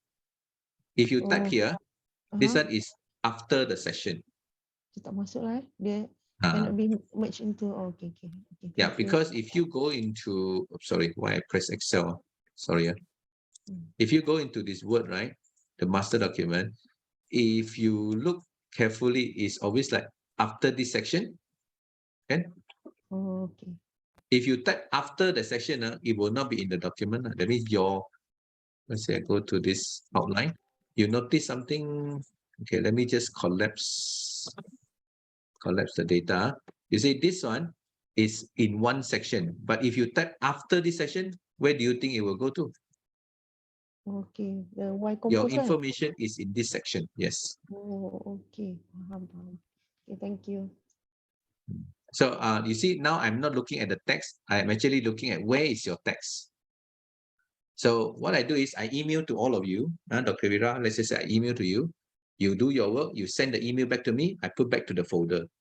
I just override it and then I can see your content already. So if you see something like this on your screen when you open, you just have to expand the sub-document, then you can read the content already. Then you go out. Sorry, I would like to ask. Tadi you said that we send the document to each of the particular yang kita assign, and then you said they save on the same file name. Yes. Then they email to you. Then they email to you, so you have to save as their document. No, you just you have to download the document first into the folder and override it. So save as into the same document, save as with the same name. Because now you show the example because it's saved directly to your folder, right? So no problem, it's go to the master file. In case that they email to us, so we have to download save as to the same folder. then Yes. it will appear in the master document. Yes, I will take your file and I put inside this folder, then I override it. That's why I say don't change the name. Yes. So Okay, okay. just What do take you the mean by introduction override? file.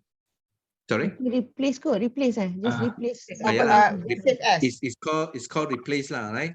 But I'm just trying to tell you that you can override the existing file because my existing file introduction is empty. So when you send it back to me, I put your file in, then it will override or it will just replace that document with the content that you have written. How do you overwrite it though? Just put it inside, right? Just put it inside. So for example, this document, I copy here, I put it outside first. I put it here, I paste. So if I take this introduction and I put it inside the master document folder, it will ask me, do you want to replace? Yeah, I want to replace.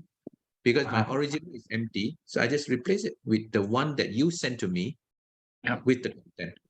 So then when you open the master, it will find that document. This is why I insisted just now that I say don't change the file name. The moment you change the file name, when I drop it in here, then it will not overwrite. Okay. It will not replace what I'm trying to say. It will not replace. So just maintain the name. So make sure your group member don't change the file name. Even if they change the file name, that's fine. Let them change. Some people just don't listen. What you do is you look at your master document folder. This name is called introduction. Do not know why this person changed it to my introduction. So what you do, you take away the my, then you override. Okay. Okay. Clear. Some people want to put that introduction dash Hasro. Right. So this kind of thing. So we don't want them to do that. Okay, good. Good question. Thank you. Any other question? Now you can also, if you are a lecturer, right, and you want to give group assignment to your student, you can also brief them on how to do this, so that you can give them an equal share of marks, right? If one topic is written badly, this team member will get badly. Of course, it will affect the other team member as well. As an overall, the team didn't score well. Better than 5 team members, only one of them is actually working, and the other 4 will just act cute. Sleeping partner. And then you get the same marks. Sleeping partner. They are the sleeping partner, just act cute, attend the meeting, look at their phone. Finish meeting? Okay, let's go. End up, only one person. Very, very, very heartbroken to see that the team member don't want to participate. It's a team effort, but they are not interested, right? They are just like being forced to do. Now, if you don't submit your article, your article will be blank. So when your article is blank, then you don't get marks. You are going to pull our entire marks down as well. So you have to encourage him to write, him or her to write, and also write properly so that you can get somebody with the best English or best language to do the proofreading and adjust all the grammar and make sure there's no plagiarism from the content that they write. Yeah, so the person who don't hold a master document has a heavy responsibility. He has to make sure that the document are done properly, all the setup, and before you send for printing. If you no longer send for printing nowadays, you will just submit your PDF file, PDF it and send to your lecturers. Or if your lecturer wants it in document, like Word document, you send in your Word document. Okay. Nowadays, we deposit our document, right? Do you still ask your student to print? Dr. Vera, do you still ask your student to print? No, all in soft copy. Still in All soft copy, just deposit into the whatever learning platform that you have, right? Yes. Yeah, those days we have to put it on paper. Must stand near the bookshop there, waiting for our in line to bind our. But those were the days, let's just say you're supposed to submit by 10 o'clock. At 9:45, you're still at the bookshop waiting for it to be binded. You'll be like freaking, you'll be like sweating all the way.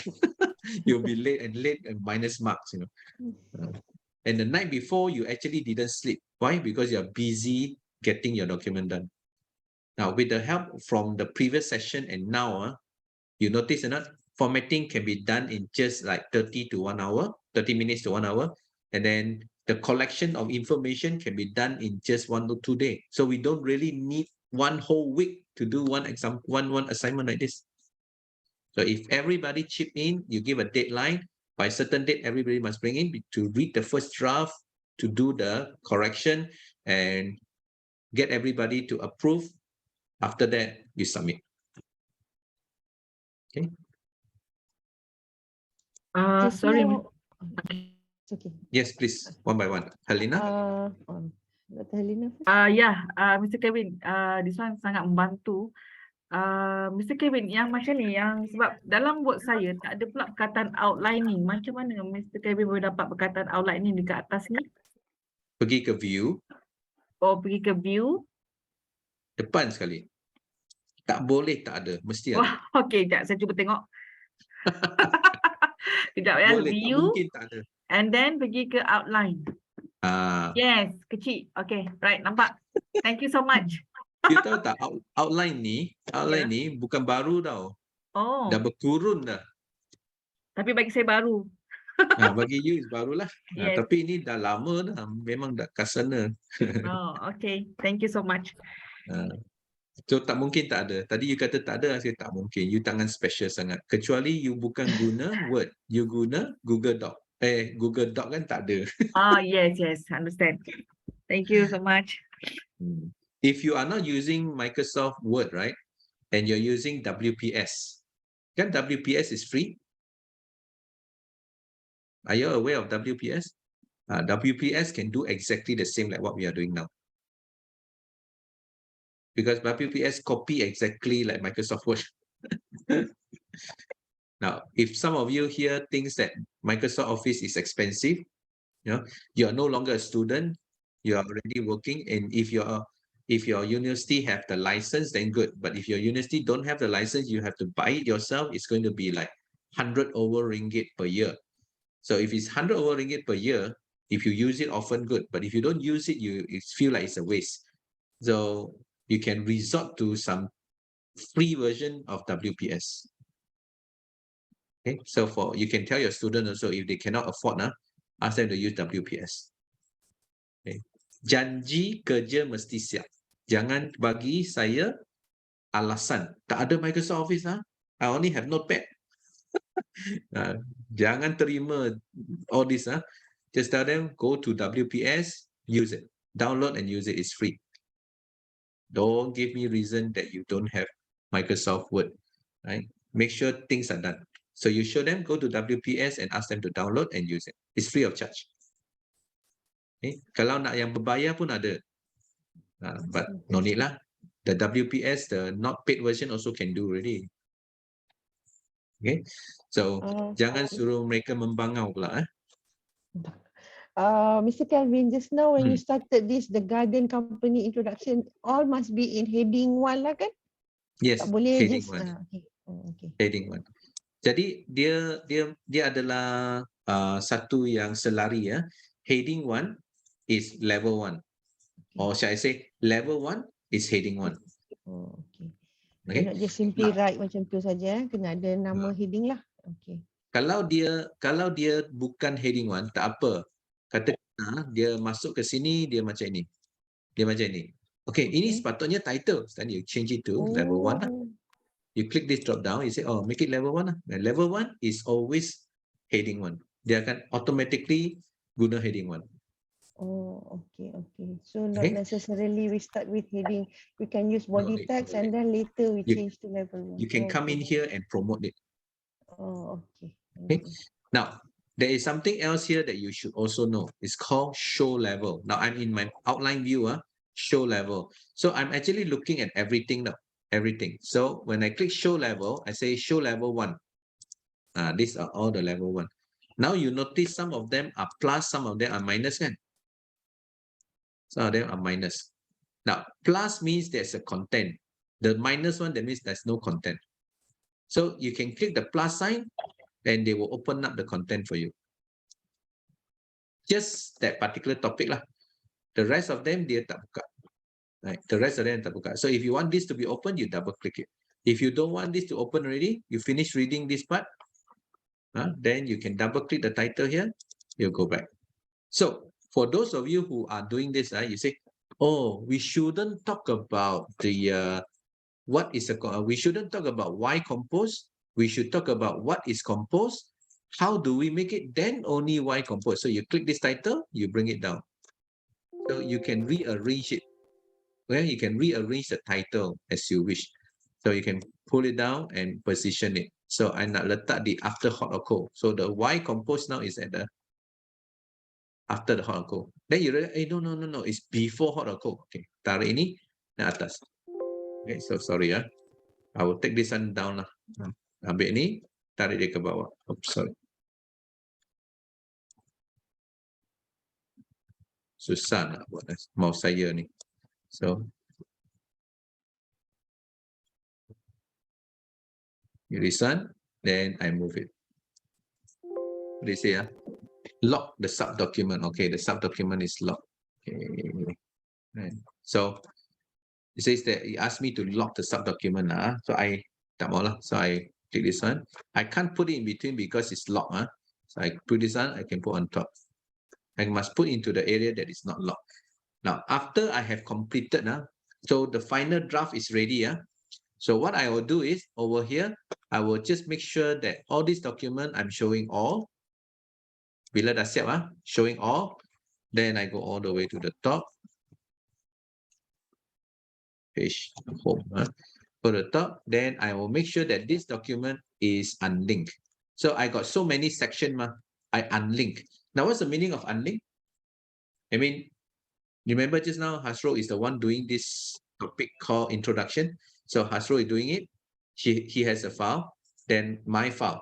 Now, I don't want to let Hasro do any modification. Now, this one won't work because it's email. But let's just say I do it inside an organization. We have this portal.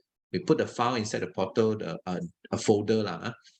I'm just afraid that this team member will go and make changes. So I don't want them to make further changes. So I can take this file, I can unlink the file.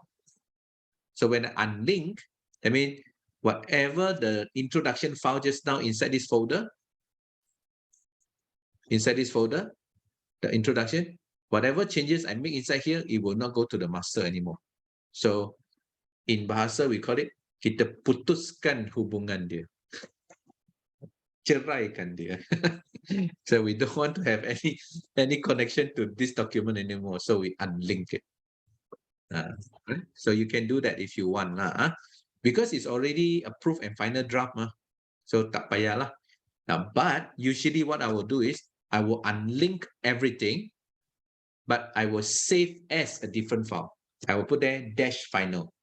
So if there is suddenly there are some changes, at least I still have my working file. At least I still have my working file, which is linked. I can always call Intan, ada sedikit pertukaran, please go and modify. Add another information that we found. So go and add another paragraph. So we go back to the owner of that particular topic and ask them to do it. At least still linked, right? So after the update is done, then I will unlink. I'll save it to that final just now. Okay, the final. So this time we put there final. Tadi final. Ini ke final. So if you have more amendment after that, you get final. Tak tahu lah bila final. The word final doesn't seem to carry any weight. So are we good in this? Master and sub-document. The final copy. Yes. Yeah, the final copy, you don't have to look at the outline. You just close. It will look like this. You can turn off the toggle so that you don't see all the symbol. Look through it. That's it. Can submit already. So meaning Mr. Kelvin, kalau belum unlink, memang apa changes pun automatic masuk. Betul. Oh, okay. Okay, now this one is the two-way editing. Two-way. Now let's look at this word help. The first paragraph, kan ada help kan? There's a word help. So I go to this document under introduction. Okay, this introduction. I change the word help to tolong and capital letter somewhere. Okay, I save. So when I close this one, it becomes tolong. You understand? Then when you read this, why got tolong? Never mind. We change it to help. Okay, we change it to help, and then we color it red color, just to show you that this is the red color. So then I save. So what happened if I go back to the introduction here? Red color help. It's a two-way now.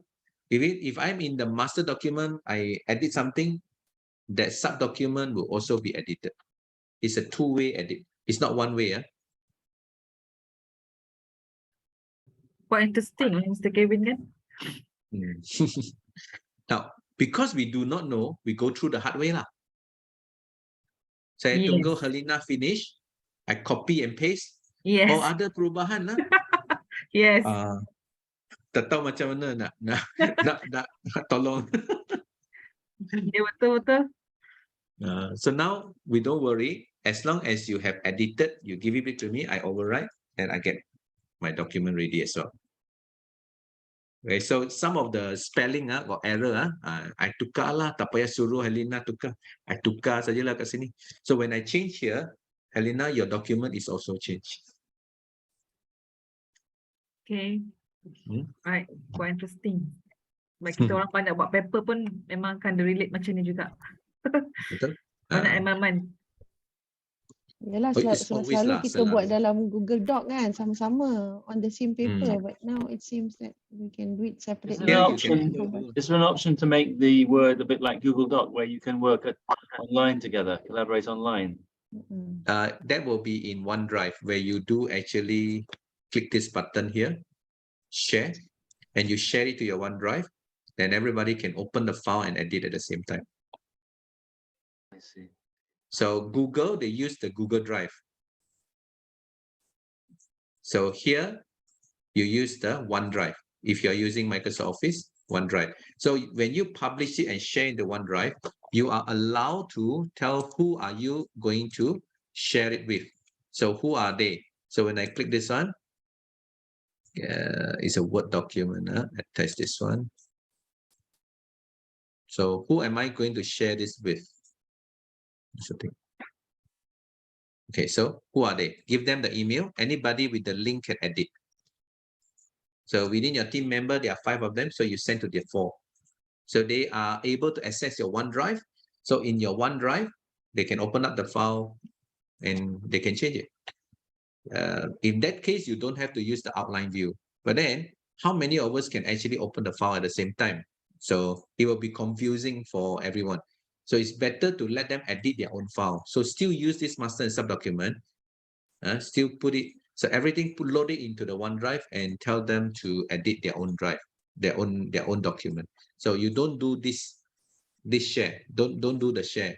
Okay, don't do this. You just have to set up your OneDrive. If let's say you are a very Microsoft person, set up your OneDrive.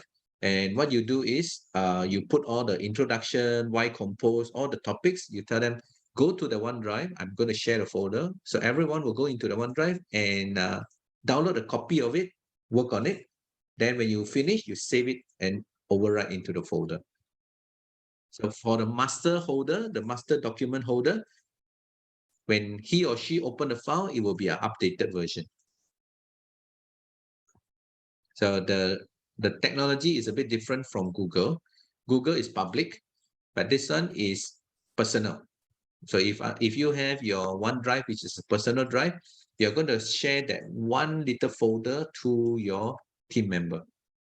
You can break the sharing after the project has been completed. Okay. Right? That's, yeah. Thank you so much, Abdul.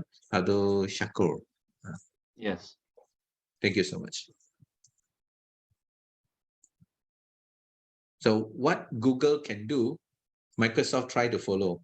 some of the Microsoft can do, Google try to follow. They are always trying to make sure that none of us are better than the other. They are always on the watch out. What are the new things? What are the old things?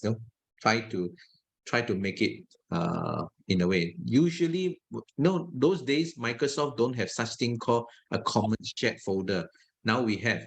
It's called OneDrive and it's cloud-based. So Google has always been cloud-based, but Microsoft do not have a cloud-based. So now they have to go cloud-based. OneDrive, they call it. Dan dia So I baik hope untuk kita sebagai pengguna. I think we are all Google user, right? Yes. Yeah, my daughter said, I'm a Microsoft Office trainer and she don't use Microsoft. Can you imagine how I feel? I'm using PowerPoint. It's like being a She's Manchester using United Google. supporter and they support Chelsea. No, I'm a Liverpool fan. So yeah, everybody have their own preference. I'm not going to stop her. Maybe she'll become a Google expert one day, and then she can do all the training for Google Drives and so on. Okay, so this is called master and subdocument. So I hope the information given to you is useful, and please try. Please try. If you don't try, you will not know how it works. Okay, after you try and you get some blunder, don't worry, it's just my file. It's not your actual thesis or whatever you're writing. So if it's wrong, download it again. Right. Anyway, the texts are all just fake text. All right, so I'm going to move on to the next topic called mail merge. All right, so I'm going to click. I'm going to save it. I'm going to close all my Word document here. So it started off with one file, right? Using outline. After that, I convert it into my subdocument. Then I save as a master, and all these are my subdocument. All right. So please explore the options available there. Huh? Okay. Now I'm going to the next topic: mail merge. Right.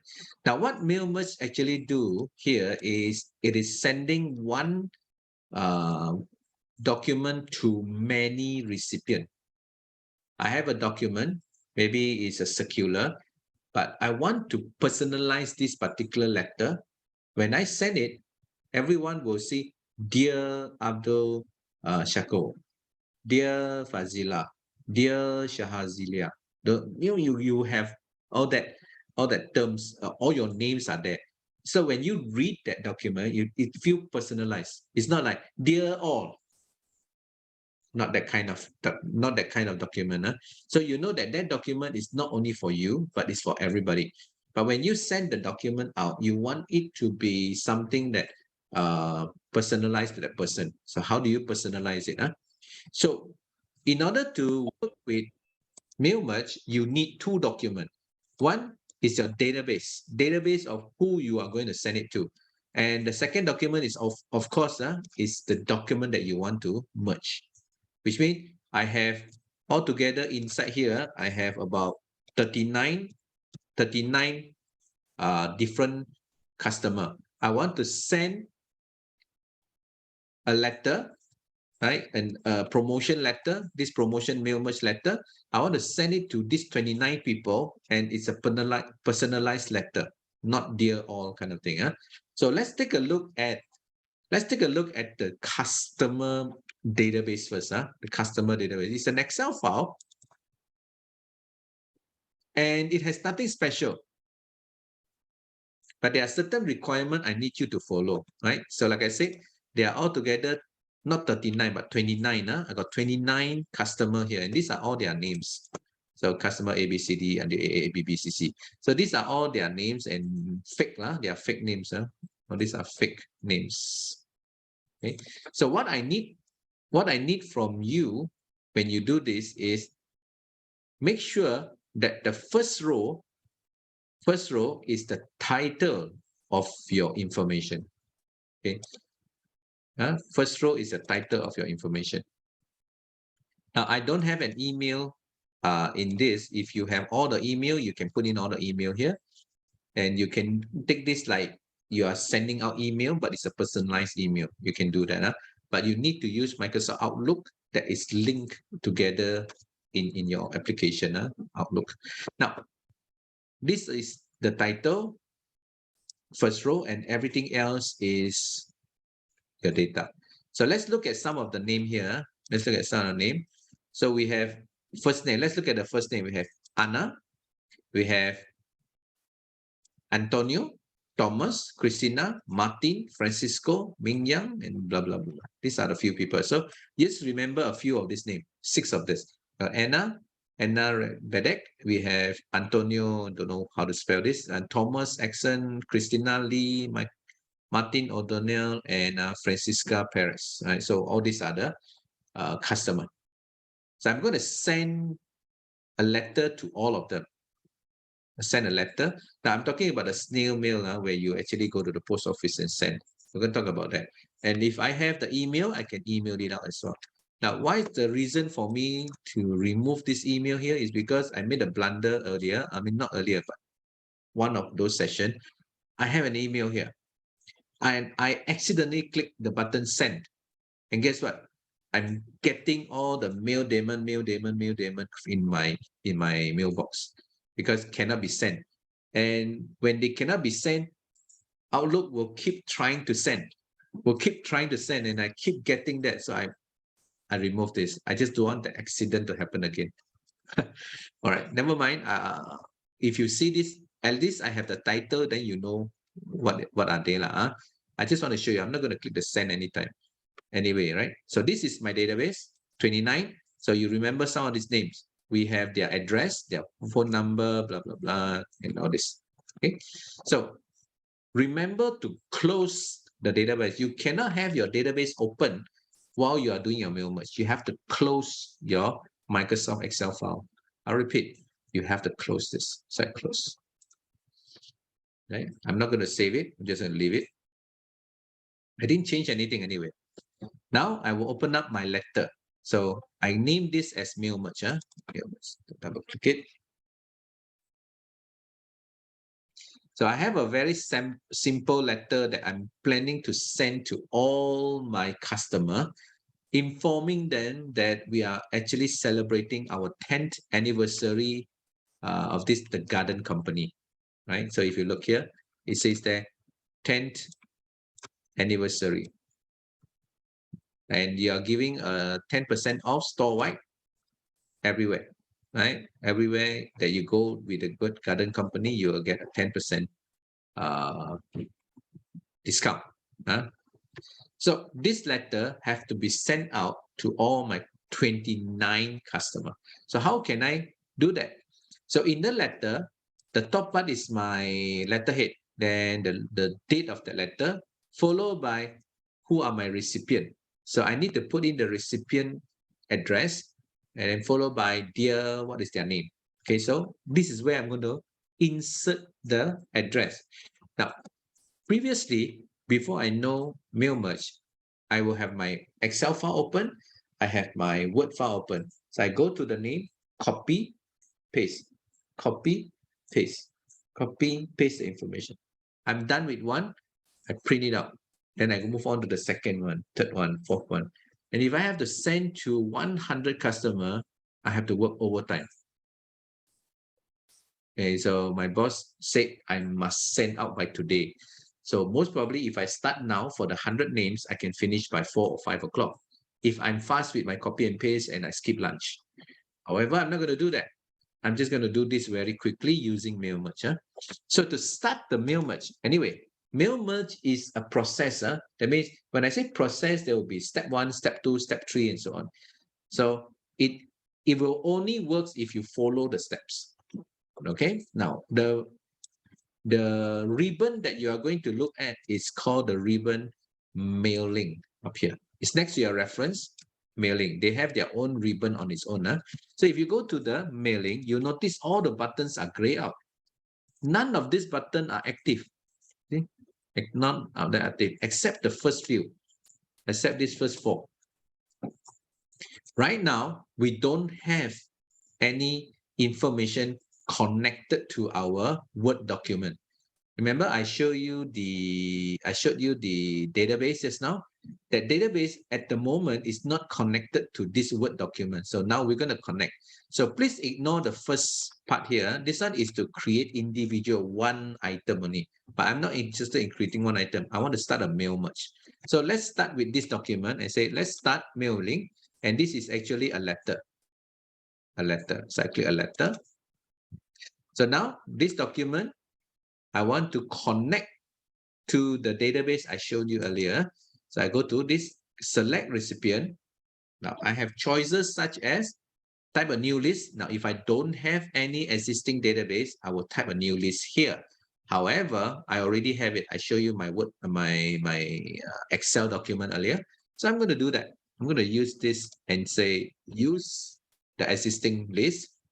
Now, the file that I have is inside my folder called mail merge. Right, mail merge. I will click the customer. So I go to my webinar, IUM, then I go into, oops, what did I press?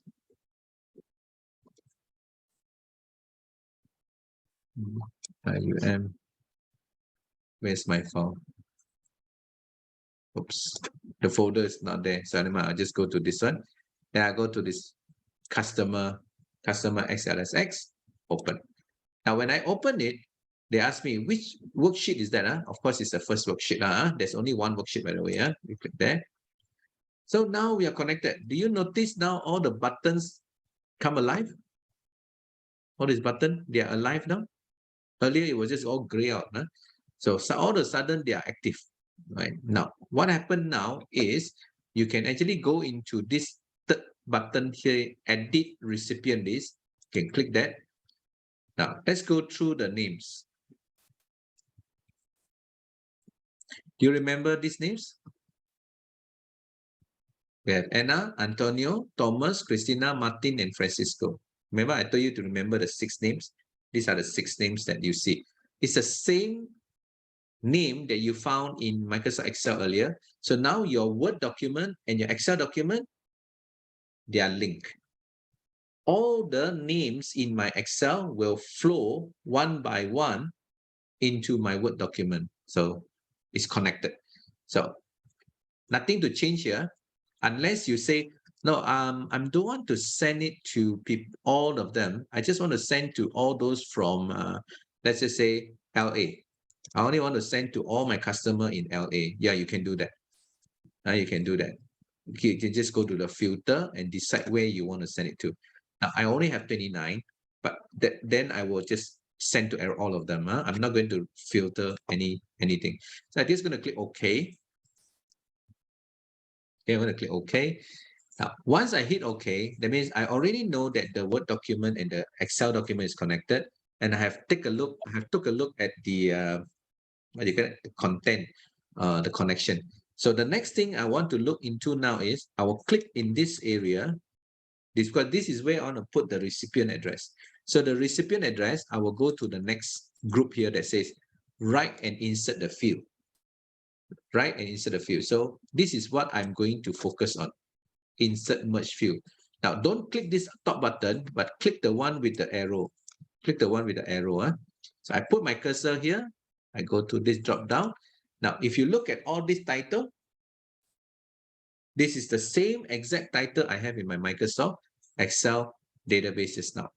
So the first thing I want to put in here is the company name. So I put a company name. Press enter. Okay, then I insert merge field. I put first name, space, last name. You put a space. If you don't put a space, then the name is connected. So it stick together. You just space it out. So we press enter. You don't really see much now at the moment. Right? You only see this. Then the next information that you want to add in is their home address. Right? No, their address. So I go to that address. Enter. Then I'll put in the city, right? Space, I'll put in their postal code. Enter. Then I'll put in something called their state.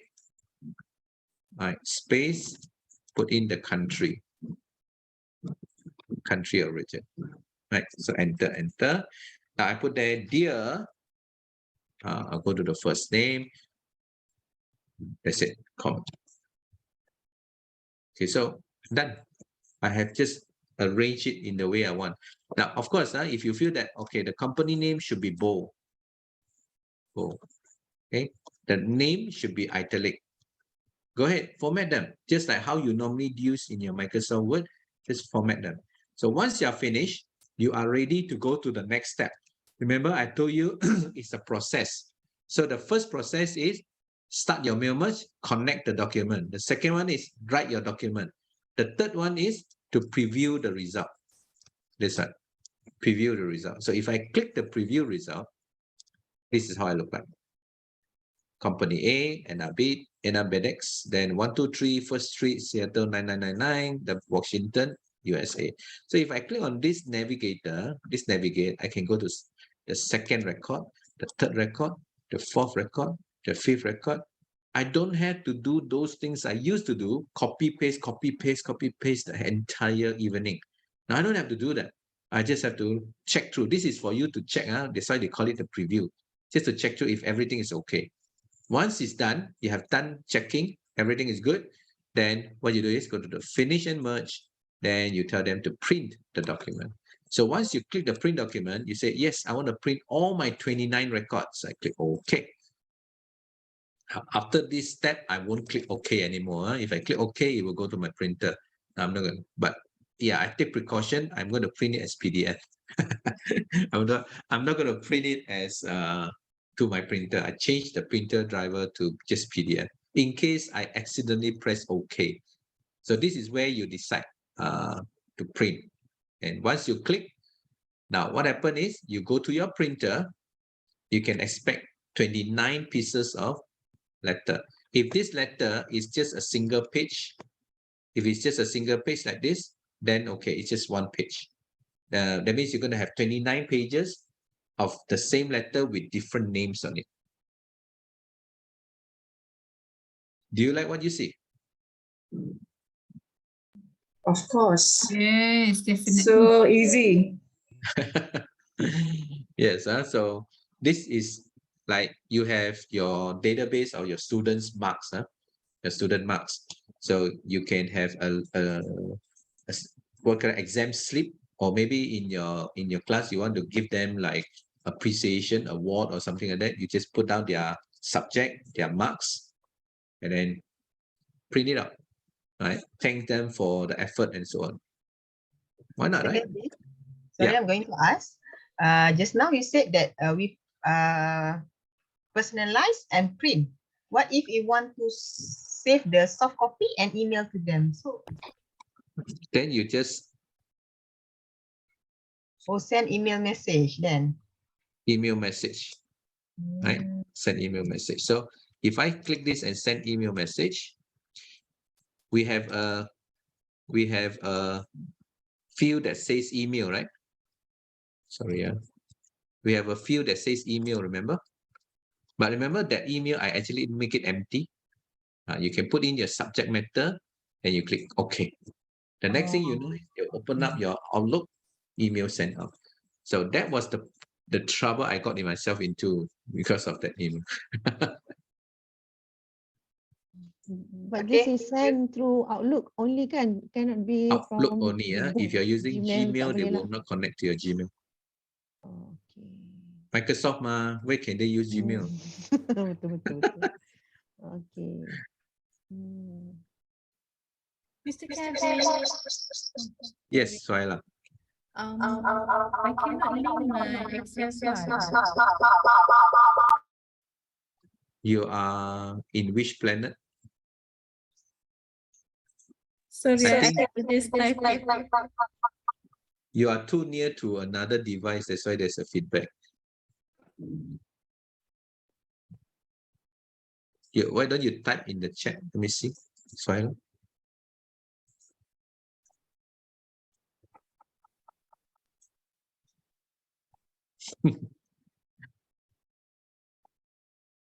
Unless the people next to you turn off their audio setting, then you can talk. I cannot link to my Excel file. Okay, so one of the criteria here is that the Excel file has to be closed. It cannot be opened. Sohaila, you open up the database. If the database file is open, you try to link, dia tak boleh punya. Okay, close already. You try again. Okay, another reason why you cannot do is because you did not download the Excel file into your computer. You open directly from your email. So I think Dr. Vira sent through email kan? So you have to download your Word document and your Excel onto your desktop first. You cannot do it directly through the email.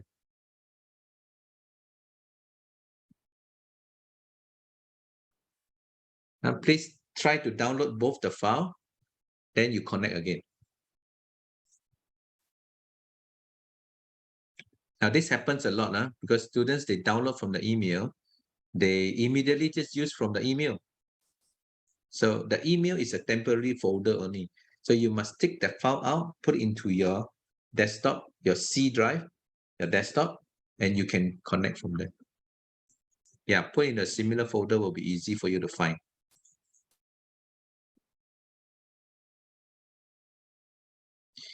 Yes, Nor Iskandar, yes, it's only Outlook. It's only Outlook. Sorry to ask, maybe I just want to confirm, our live email using live account email can be opened as Outlook email, if I'm not mistaken. So can we use that for Melwood? If you are using Office 365, right, it comes with Outlook. So once you install an Outlook, you make sure your Outlook in your computer is connected to that live account. Oh, then only can be used lah. Yes, kalau your Outlook was never configured, then it won't work. I see. The live account is actually cloud-based. So they cannot connect to your cloud-based account. So what you do is in your Microsoft Outlook, I'm not talking about the outlook.com. I'm talking about your Microsoft Outlook software, like Word, Excel, PowerPoint is a software, and Microsoft Outlook is also a software. You have to configure that to connect to your Microsoft Live account. As long as your Microsoft Outlook is in use. If your Microsoft Outlook has never been used, then tak boleh. So what you can do is you can configure an account in your Outlook, configure an account. Once you have that account, then okay already. I'm wondering if the recipients are using Gmail, can you send it through Outlook? Can, of course. The recipient has no restriction. It's the one that sending out will have to use Outlook. Okay. The recipient will just receive like a normal email with their name on it. I'm sure you have received email from a lot of people where they put you into the BCC. So some of us, we want to send to, let's say, 20 people. So they put everything into BCC. So nobody will know who they send to. That is one method, right? Now, some of them are not aware of BCC. They use CC. So they put all your email address in the CC and they send out. So the whole world will know who you're sending to. And in your letter, you can't put personalized name. You have to put dear all. Greetings to all, that kind of thing. Because that email is not personalized.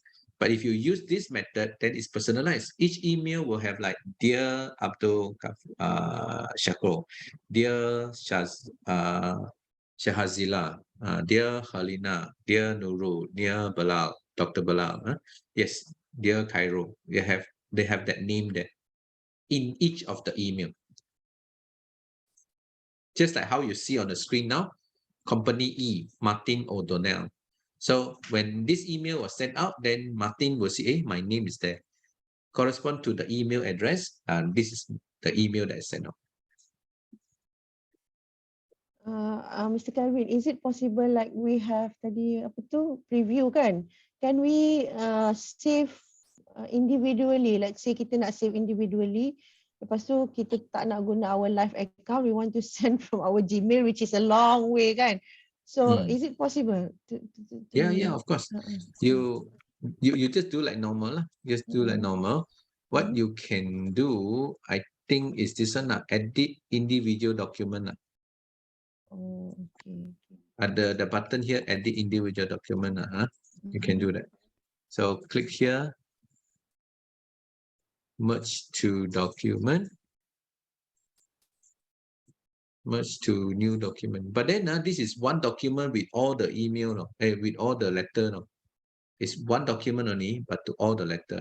They actually don't split like one name, one letter, one name, one name, one file, one name, one file. They don't do that. Oh, okay. So if let's say tadi kita send to print, but we send to PDF, boleh tak kita, we can You have still to do one edit by the one, pages kan? Do one by one lah. One by one. Current, always put current. So you are in number 1, current, print. Number 2, current, print. Number 3, current, print. Dia banyak Lambat lah kerja ini. sikit lah, lambat lah. Lambat lah. There is a bit slower. Oh, okay. Maybe we can write to Microsoft to tell them we want to have a physical letter, okay, and a physical soft copy. Then there will be a new upgrade. Instead of these 3 buttons, we can have 4 or 5 button here option. But at the moment, they don't have that lah. Okay, but let me try. If I click print, or okay, let me try to print the PDF, all this document. Okay, maybe I don't want to print all. It will kill. Okay, I put 1 to 6. 1 to 6. Click this one. Print the PDF. So click OK. So they tell me which folder. I go to that folder just now. Okay, mail merge. Okay, so I click save.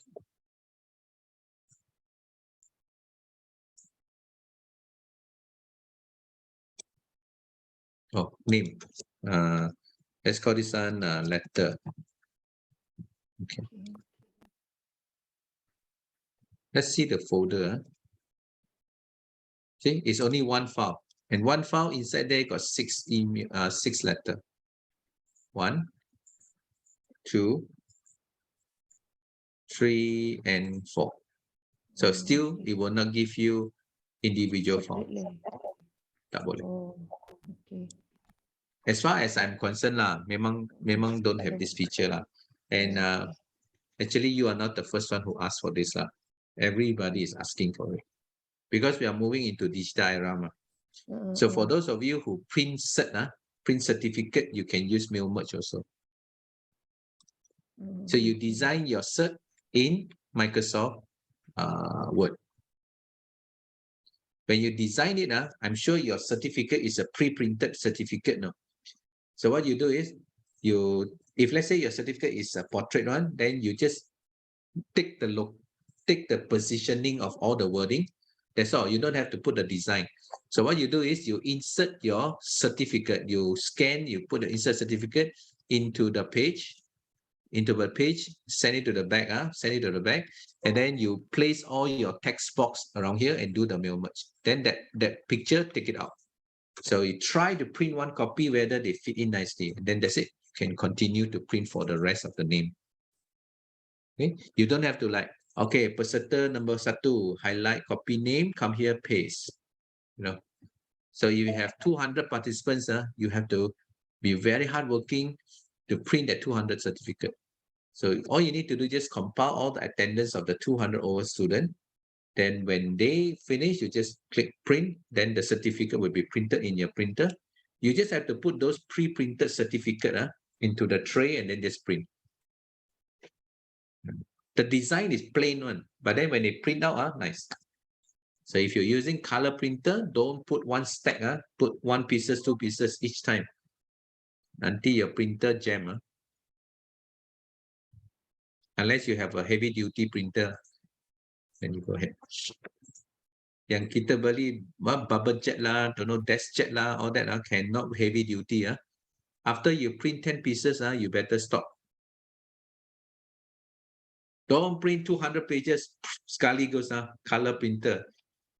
Heat up, the motherboard burn. Then you have to buy a new printer. Please take that. Mr. Kelvin, Yes. Yes. Can I just ask, because I just learned using Google Form, and then we can auto-generate the e-certificate using the Google Slide. Yes. So if, let's say, now I have a workshop and then I ask the students to register using Google Form. So when I want to use this Microsoft to generate the certificate, what I can do is I download the Google Excel, and then I can use what you have just taught just now, right? Using the pre-existing Excel sheet. Yes, that's right. Because in Alright. Google Form, right, when you download, you will notice that the first row is all the title. Exactly, yes.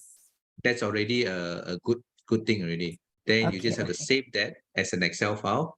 Then come to Microsoft Word, connect. All right, got it. Okay, Itu thank you, sahaja. Mr. Kelvin. Okay. Right. Now, I do not want all of you here to have the wrong idea about the mail merge. I'm going to do one more round of mail merge, one more round. Okay, but I'm going to do a different thing. I want to do something called label. Now, this is what you don't have in your folder.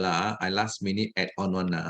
So I got the serial number here. It's an Excel thing, serial number.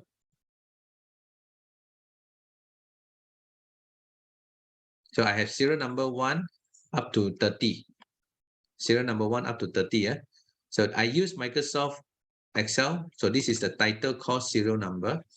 Now I go to my Microsoft, of course, this one must close. So I go to my Microsoft Excel. Okay, let me start a mail merge again, but this time I'm going to use a label. So when I click label, they ask me, do you want to convert this document? No, I don't want. No. First thing they ask me is, what is your label name? So the label vendor is Microsoft, and they say this one is a half page. No, I don't want to print the number inside one page like that. No, I'm going to look for...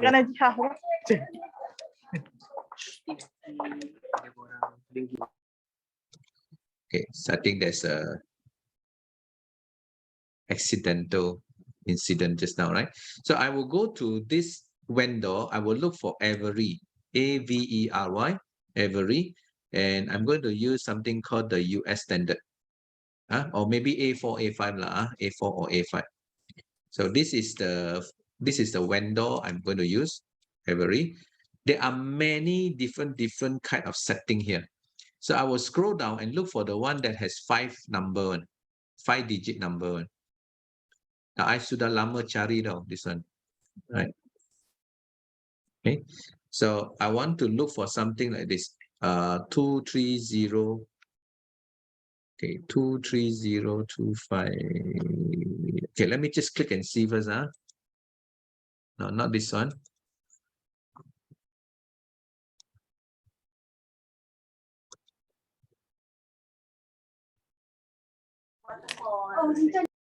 Okay, here. This one. Yeah. I recommend this one 32031 32031, and it's a business card. So you can imagine you are having a business card with you. That is the business card size. Business card size. And I have each of the business card is 5.4 cm by 8.5 cm. So the width is 8.5, the height is 5.4. So that is a landscape name card. Okay, it's going to be in the A4 paper. So I'm going to click OK. Now they ask me, do you want to use this document? Right? Since I didn't start a brand new document, then I say, yes. Let's just say if I click OK, I don't know what happened. I forgot to bring in a brand new document. Sudah hilang, my letter is gone already. So Now my document is no longer that letter, it's a label. And this is actually a table. Now, if you can't see the boxes, you have to go to the layout and you tell them, I want to view the grid line. So this is a label. There will be 10 label in one A4. 10 label in one A4. So I can put in something like this. Now, let's just say in IIUM, you're going to have a family day. So you are doing something called coupon, right? So maybe you put there food coupon, and you make this one big. So let's go to home. Okay, let me just zoom in so they can see food coupon, make it big. I'm going to use the font called Arial Black, food coupon, and I make it red color. So this is a food coupon. Come down here. Now I'm going to change this one. Don't want it to be so big. I want this one to be blue in color. So I put it there. This, maybe you put there RM, 10 ringgit. That is the coupon value. Okay, I'll make it big. Okay, oops, too big. Okay, like that. And I put it in the center. Okay, so down here, then I make this into a normal size. So maybe 14, size 14. And yeah, I put it on the right-hand side. On the right-hand side. So now what I'm going to do is I need the serial number. I want to put a serial number at the bottom here. So I go to the mailing. So select recipient, existing list. Now we have done that before, right? So I come here, mailing list, serial number. Okay, open. So the worksheet number 1 lah. There you go. So if I look at the edit recipient, I only have like this number. There's only one column. 1, 2, 3, 4, 5. So for my coupon here, I will just go to insert merge field, serial number. There you go. And I want this serial number to be printed in, let's just say, orange color. Right, orange color, bold, and with shadow. Okay, with no shadow. Okay, so I just highlight this. Can I have shadow? Is there something called shadow? Okay, never mind. Something like this is good. So this is the number. Then you'll be wondering, hey, this is a very simple coupon, right? Now, if I want to put in a picture, I can go to insert picture, right? You have learned this before. I'm going to go to stop. So I'm going to put there food. Okay, so food. So do I have food? All these are food, but let's look for something nice.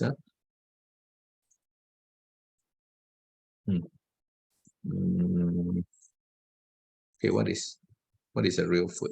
Okay, let's see. Ada makanan tak? Okay, let's do this. Let's take this one. Insert. Then you realize, oh, besarnya, right? It's very big.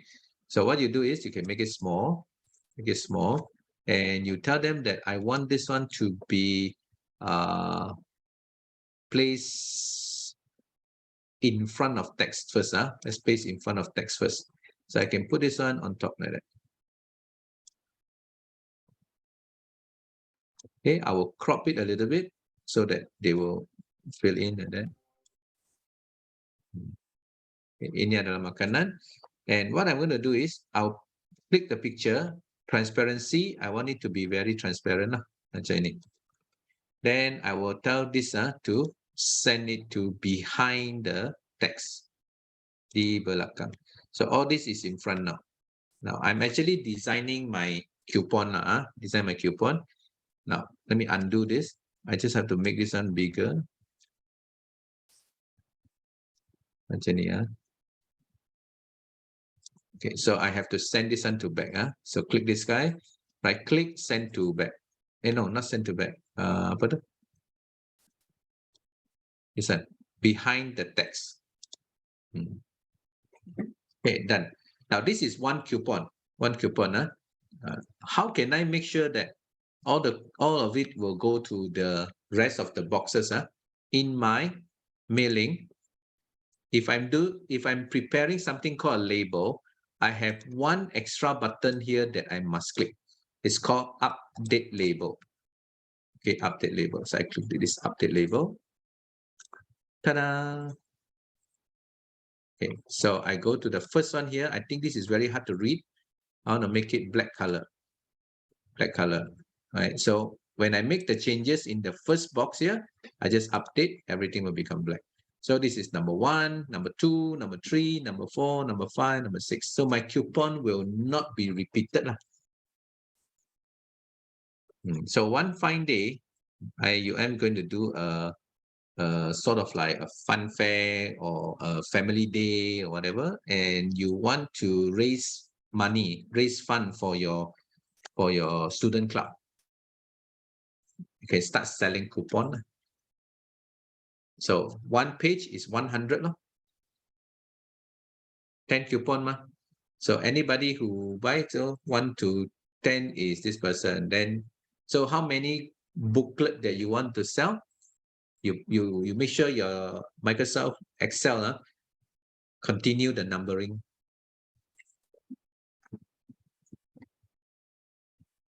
Okay. So after you print it out already, potong lah. Then put together and staple. So that's how easy. So what you do is just print. That's it.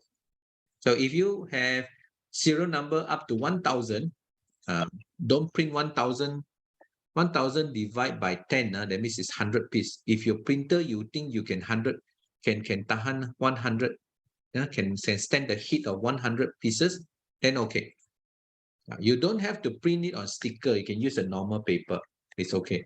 But if you have a sticker, I think no point using a sticker for this kind of thing. So you just borrow their design only, that's all. And then you can do this. So what unique about this is all of them are $10, 10 ringgit, but the number of the coupon number is not duplicated. And you are printing this in color. Now, most of the time you don't print in color. If you print in black and white, they can just go and photo state. If you don't have the serial number, they go and photo state and just distribute. Okay? So when you have a barcode or anything to register, that will be great. Or maybe you have some way of monitoring the number. So you don't want people to go and take your coupon and start photo state and then they can use it. They buy 100 ringgit, but they photocopy 5 times, they got 500 ringgit. Okay. Yeah, you're right. No, Sharifa. You can use this for your address. You print out your address, then you potong-potong lekat dalam envelope. You can stick it on your envelope. Yeah, you can do this. Very good idea. Very good idea. Okay, so there are 2 usage, right? You can use it for your letter, your email, your certificate. That's a common one. And you can also use it for label. Now, this is where a lot of people do not know how to use mail merge. The label. The label is very, very powerful. So I hope you like what you have seen here with me. Can we change the amount? Let's say first coupon is 10, second. Yes, in the database. In the database. So in your database, the 1 is actually 1 ringgit. The 2 is actually 5 ringgit. The 3 is actually 10 ringgit. Yeah, you can do. So that is inside your database. Inside your database. But my database don't have. My database only got 1 column called serial number. So if this number you want to change, you have to add it into your database so that they repeat. $1, $5, $10. $1, $5, $10. Or maybe there's another one, $1, $5, $10, $50. Then $100. $1,000. Adakah food coupon $1,000? Don't think so lah. Can no Iskandar? No problem. Can. Tapi you kena masukkan dalam database Microsoft Excel tu.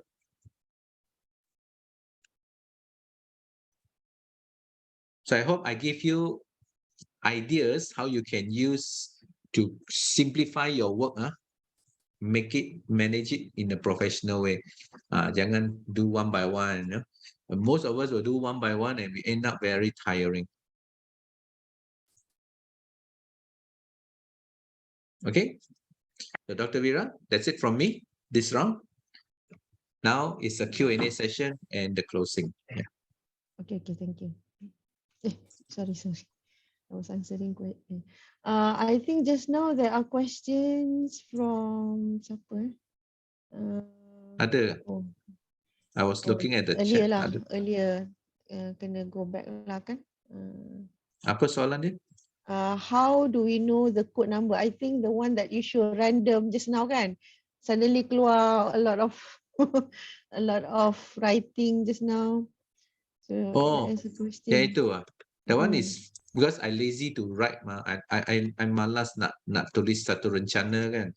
So I use sample text. Sample text is equals to RAND open bracket. So let's just say I put there 3, 5. Let's see what is the result. That means 3 paragraph, each paragraph 5 row, 5 lines lah. Oh, we can just simply put any numbers. Any number, yeah. So give me your lucky number. Come. 777. Tak ada 777 lah. 7,77 ada. Oh, 77 is very long now. Big. Okay, Oh, so okay. let's say you say 77 paragraph, and each paragraph got 7 lines, right? Okay. So sekarang ada berapa muka surat? Tengok dia kira dulu muka surat. It's very long. 7. Very long lah. Oh yeah. Oh okay. So dia repeating ke? Tak ada lah. It's a repeating. This one is just a sample text sahaja. This, if you read lah, I actually bila tak ada kerja, I baca lah. This one is actually about video. Video. Oh, okay. Repeating. About. Now, if you don't want to distract people from reading, there is another one that you can use. You can put that equals to lorem. 3,6, let's say. Enter. You baca lah. Tulis Jerman ke? Anybody know what is this?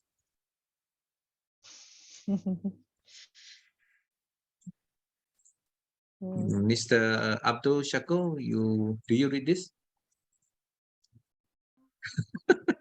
No, it's too small.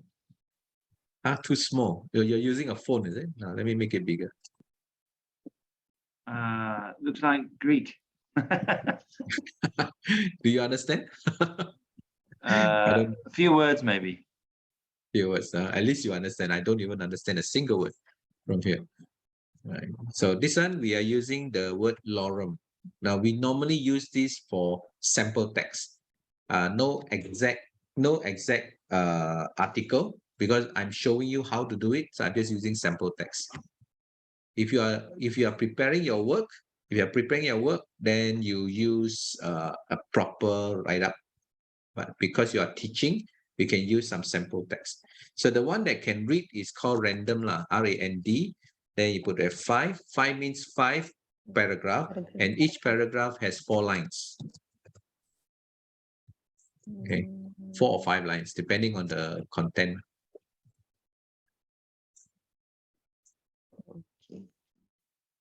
Okay, so any other question?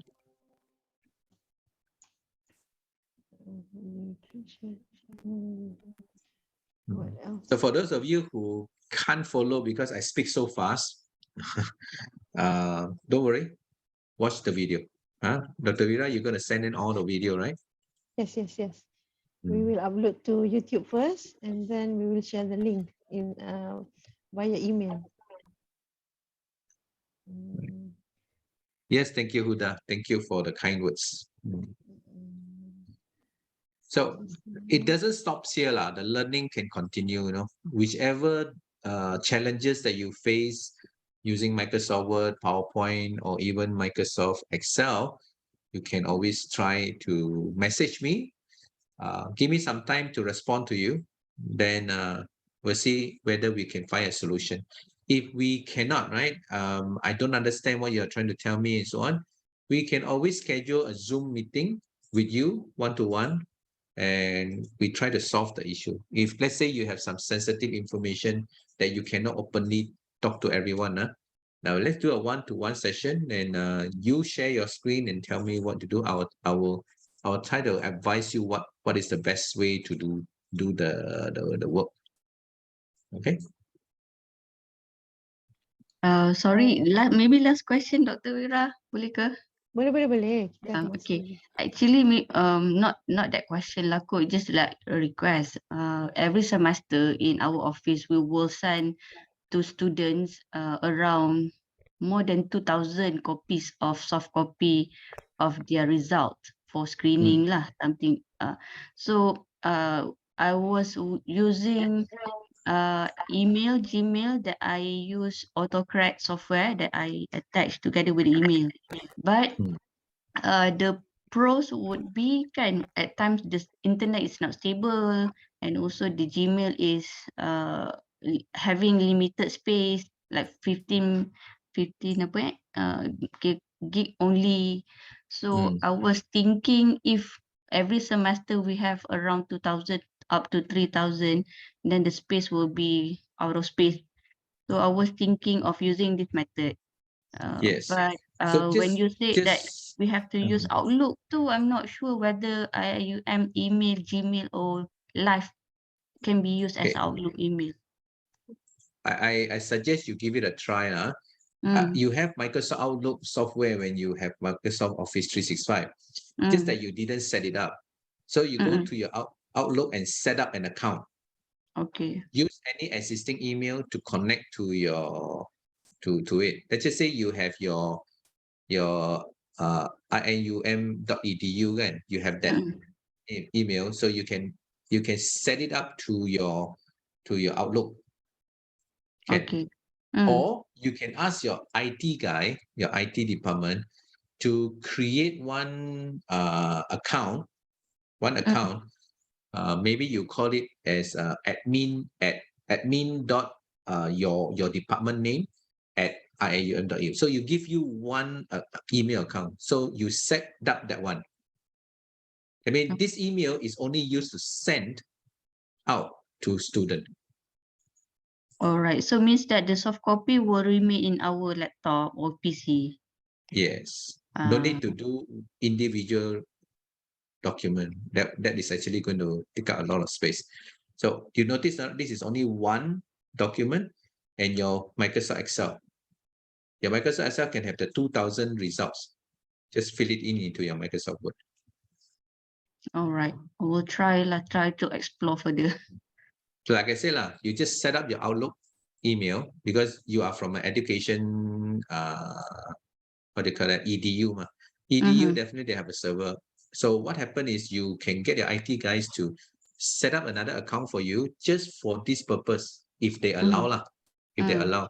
So then whenever there is a response or anything, then you don't have to worry about your email account now. You're not using your email account to send out. If you're using your email account to send out, your quota will finish very fast. I think we have the live account. Live account too under Outlook lah. Live account. I think in IIUM we have another account which is Outlook. Live account. Let's say my name Wirawani at live.iium.edu.my. But we seldom use that live account. That's why we can get this OneDrive for 5 TB. I'll try to explore and talk to ITD guy, and then check on the space and also the setting lah later. Betul. So now you can save a lot. You don't have to have the physical file. Thank you so much. Right. Hope you can find a good solution for that lah. Now the feature in Microsoft Word memang sudah ada kan? Now it's the technical issue only. All right. Before this, we are using autocorrect. So autocorrect tak ada kat dalam OneDrive kan. So this is Much similar kan? Actually, very much It similar. is the same concept, cuma tak ada physical file lah. Okay. The one up there, auto save kan? Auto save. Do you prefer to on or off, Mr. Kelvin? The auto save over there. Which is that? Atas tu, yang atas sekali tu. What on or off? Now off. Ya, Apa itu? auto save. Tu, atas tu. Oh, the sound lah. Not the sound. Auto save for this document. Oh, this one is I off because I don't want to save it to my OneDrive. So you always prefer to be off? Or Yeah, I off lah sebab because if you do auto save kan, every don't know how many minutes you will feel that your computer macam hang. Oh. Because when they are saving, you tak boleh click now. If your document is huge, big, katakan your document is about 20 megabyte. So each time, auto save the Microsoft Word screen is like hang now. Why I click? Tak boleh, why I click? Actually, it's still saving. Oh. Bila I geram, I go and control alternate delete. I thought the computer hang already. Sebenarnya dia masih bekerja, dia sedang save. So kena sabar. You have to be, relax. When they say you relax for a while, relax lah. So sometimes when we are doing things, suddenly hang, alamak, hang. Actually not hang, they are saving because of the auto save. Oh, okay. Understand, Mr. Kelvin. Is there is good. It's good. But yeah, I find it annoying now because when I'm working on my training modules, I already have all the idea, Type. Tiba-tiba tak boleh type. Huh? Why cannot type? I haven't saved it. Actually, they are saving it for you. So I'm not patient enough last time. So I turned it off. Same like me also before. Yeah, it happened. That's why. Can we macam set every 5 minutes ke? Tak boleh juga. I think can. You can set one. It's inside here. I tak pernah set lah, but you can go here save. I don't know whether can save as how long or not. Then 10 minutes. Oh, okay. It's auto save thing. So setiap 10 minutes they will save. Setiap save. So kind of annoying lah. Okay. Anyone else having any question? Any other question? Raja Ida, thank you so much. Right. E-certificate is updated after the completion of evaluation form. Ada orang tanya where is the I attend? It's inside your email. Yes. Actually, when we sent out the the Google invitation, we put the link to I attend. So yeah, I also have that. I don't have to do, right? No need. We know you are here. You don't need to. Tak tahu kan, mana tahu I nak cert. Boleh, kita boleh bagi. Dah lah, that's okay. Okay. So thank you so much, everyone. Nak take a group photo? Yes, sure. We need to take the group photo. Okay, I stop my sharing first.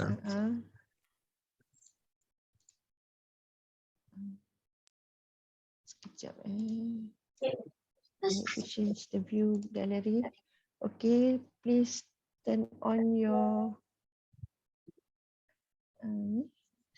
You're welcome, Rosmawati. Yeah, Norsina. I hope you guys benefit from these 3 topics. Actually, we learned a lot. A lot. We cannot close our jaw because of these so many things, amazing things. We have been using Word forever, but now only we know that there are so many things more. Yes, because they are not popular. Nobody talk about it. Okay, let me. Sebab in my industry, the training industry, not education, in the training, if you want to sell a Microsoft Office Word training, the response from the corporate will say, huh? Microsoft Word need training. So they do that shows that they do not know the power of Microsoft Word. They only use it like a typewriter, something. Tapi actually there are a lot kan. Banyak kita tak ni. Just now outline tu you say forever. But I have never used it. Okay, first page ya. Smile, 1, 2, 3.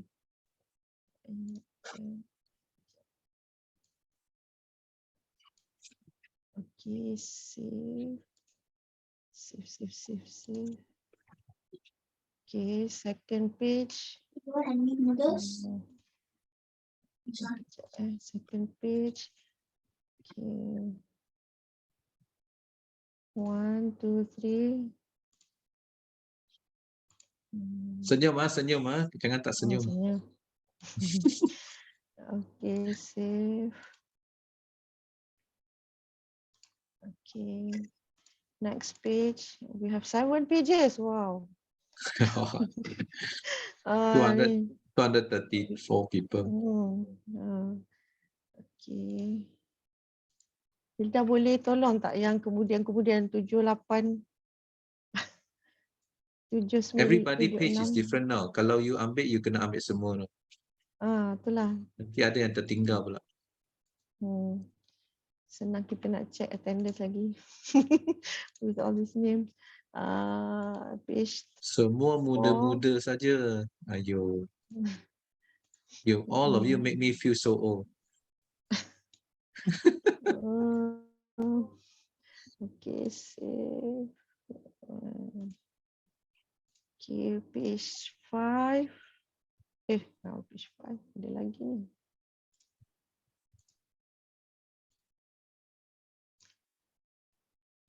Ada yang ramai yang malu tak turn on video Ramai pemalu Mr. Kelvin. Tak apa kan? Asalkan ada niat nak belajar, that is very very good. You have the intention to learn. You are here, so I hope I don't waste your 2 hours here. No. We only started learning lah. So after this, please practice the knowledge that you have. Use the knowledge. Once you use the knowledge over and over again, it becomes your second nature. Then there are only 200 over plus people here. I'm sure there are some of them who registered not here. So what you do is go to them and teach them. So if you teach them, right, then they don't miss out. Okay, so for some reason, some of them maybe have already registered, but because of some issue, they cannot attend or they cannot join. Now, if you know who are they, please reach out to them, show them, share the video to them, and tell them this is how you do it. Sharing is caring. You're in education line, so you understand what I'm trying to say, because we are imparting knowledge to people. So without prejudice, without bias. Okay, I have That's gotten all 7 pages. So let us end our training today with Tasbih Kafarah wa Suratul As.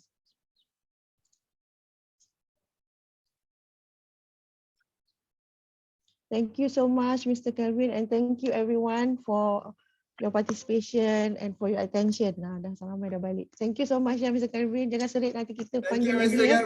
Thank you, Mr. Kelvin.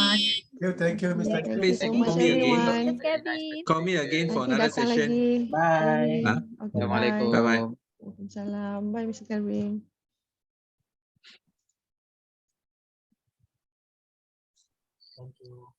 So Dr. Bye. Vira, you send me the photo, Sure. I will send you Oh, the ada yang group OSIC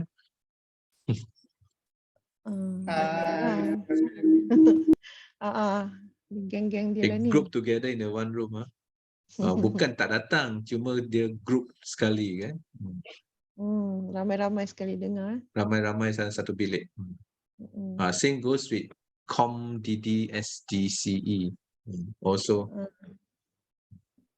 Kena ambil gambar ni sekejap. Okay.